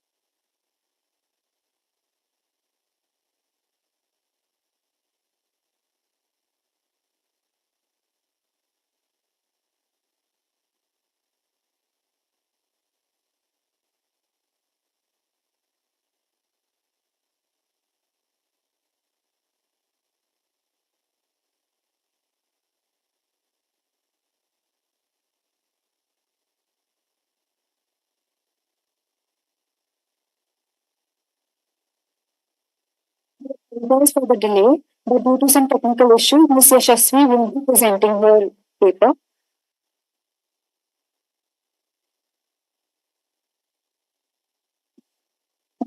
I ask Dr. Richa and Dr. Rindu, our session chairs, to kindly share their opinions and provide insightful commentary to all the attendees and our audience.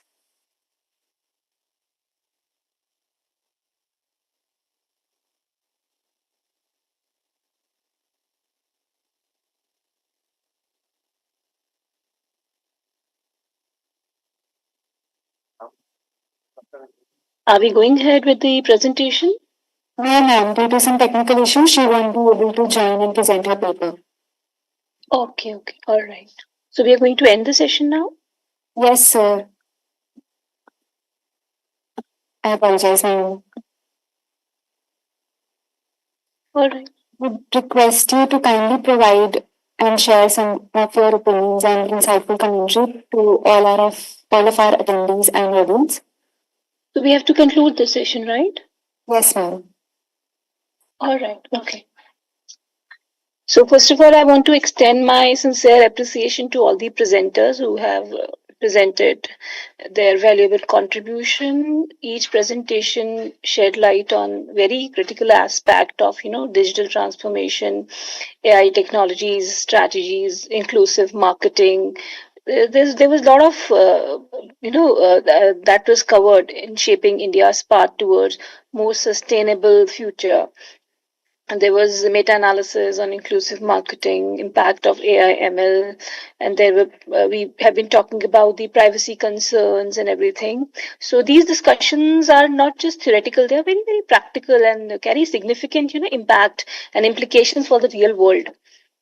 So I encourage all the researchers to continue these discussions beyond this forum and collaborate across disciplines and contribute to this ever evolving landscape of digital transformation, right? And I was honored to chair the session here with my co-chair Dr. Richa, and I thanks the organizer, the team, the organizing team. Thank you so much, and wish all success to all the researchers. Thank you.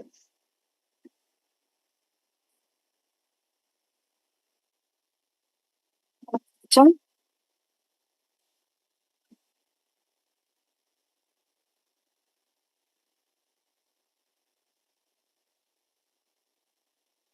John, am I audible?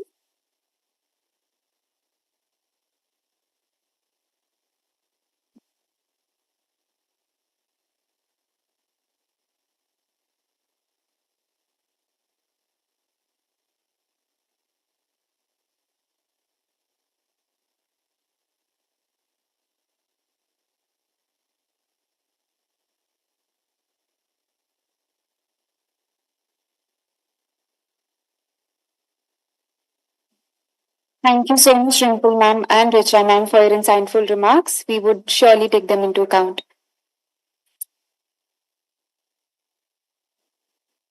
Thank you so much, ma'am. Now it is my honor and privilege to propose the vote of thanks on this esteemed occasion. First and foremost, I extend my heartfelt gratitude to our founder president, Dr. Ashok Chauhan, and Chancellor, Dr. Atul Chauhan, our Vice Chancellor, Dr. Balvinder Shukla, for their visionary leadership and unwavering support in organizing this conference. Their commitment to academic excellence and innovation has been instrumental in making this event possible. A special note of appreciation goes to Dr. Namita Kapoor, our track coordinator, to Dr. Neeru Sidana, our conference convener, and Dr. Kavita Indaporkar, head of Amity School of Economics, for their invaluable guidance and continuous encouragement throughout this journey. Furthermore, I extend my sincere thanks to our esteemed session chairs, Dr. Richa Kapoor and Dr. Rimple Manchanda, for gracing this event and sharing their expert insights despite their demanding schedules. Their presence has added immense value to our discussions today. I would also like to express my gratitude to all the participants for their thought-provoking contributions and engaging discussions, which have enriched this conference with diverse perspectives. I'm confident that we all walk away today with a wealth of knowledge and new insights. A special appreciation goes to our audience for their enthusiasm and active participation, making this session even more dynamic and interactive. Lastly, a huge thank you to the IT and organizing team, whose hard work and seamless coordination ensured the success of this event. We have all witnessed remarkable research, meaningful discussions, the invaluable learning today. Once again, we thank you all for your support, dedication, and cooperation in making this conference a grand success. Thank you all.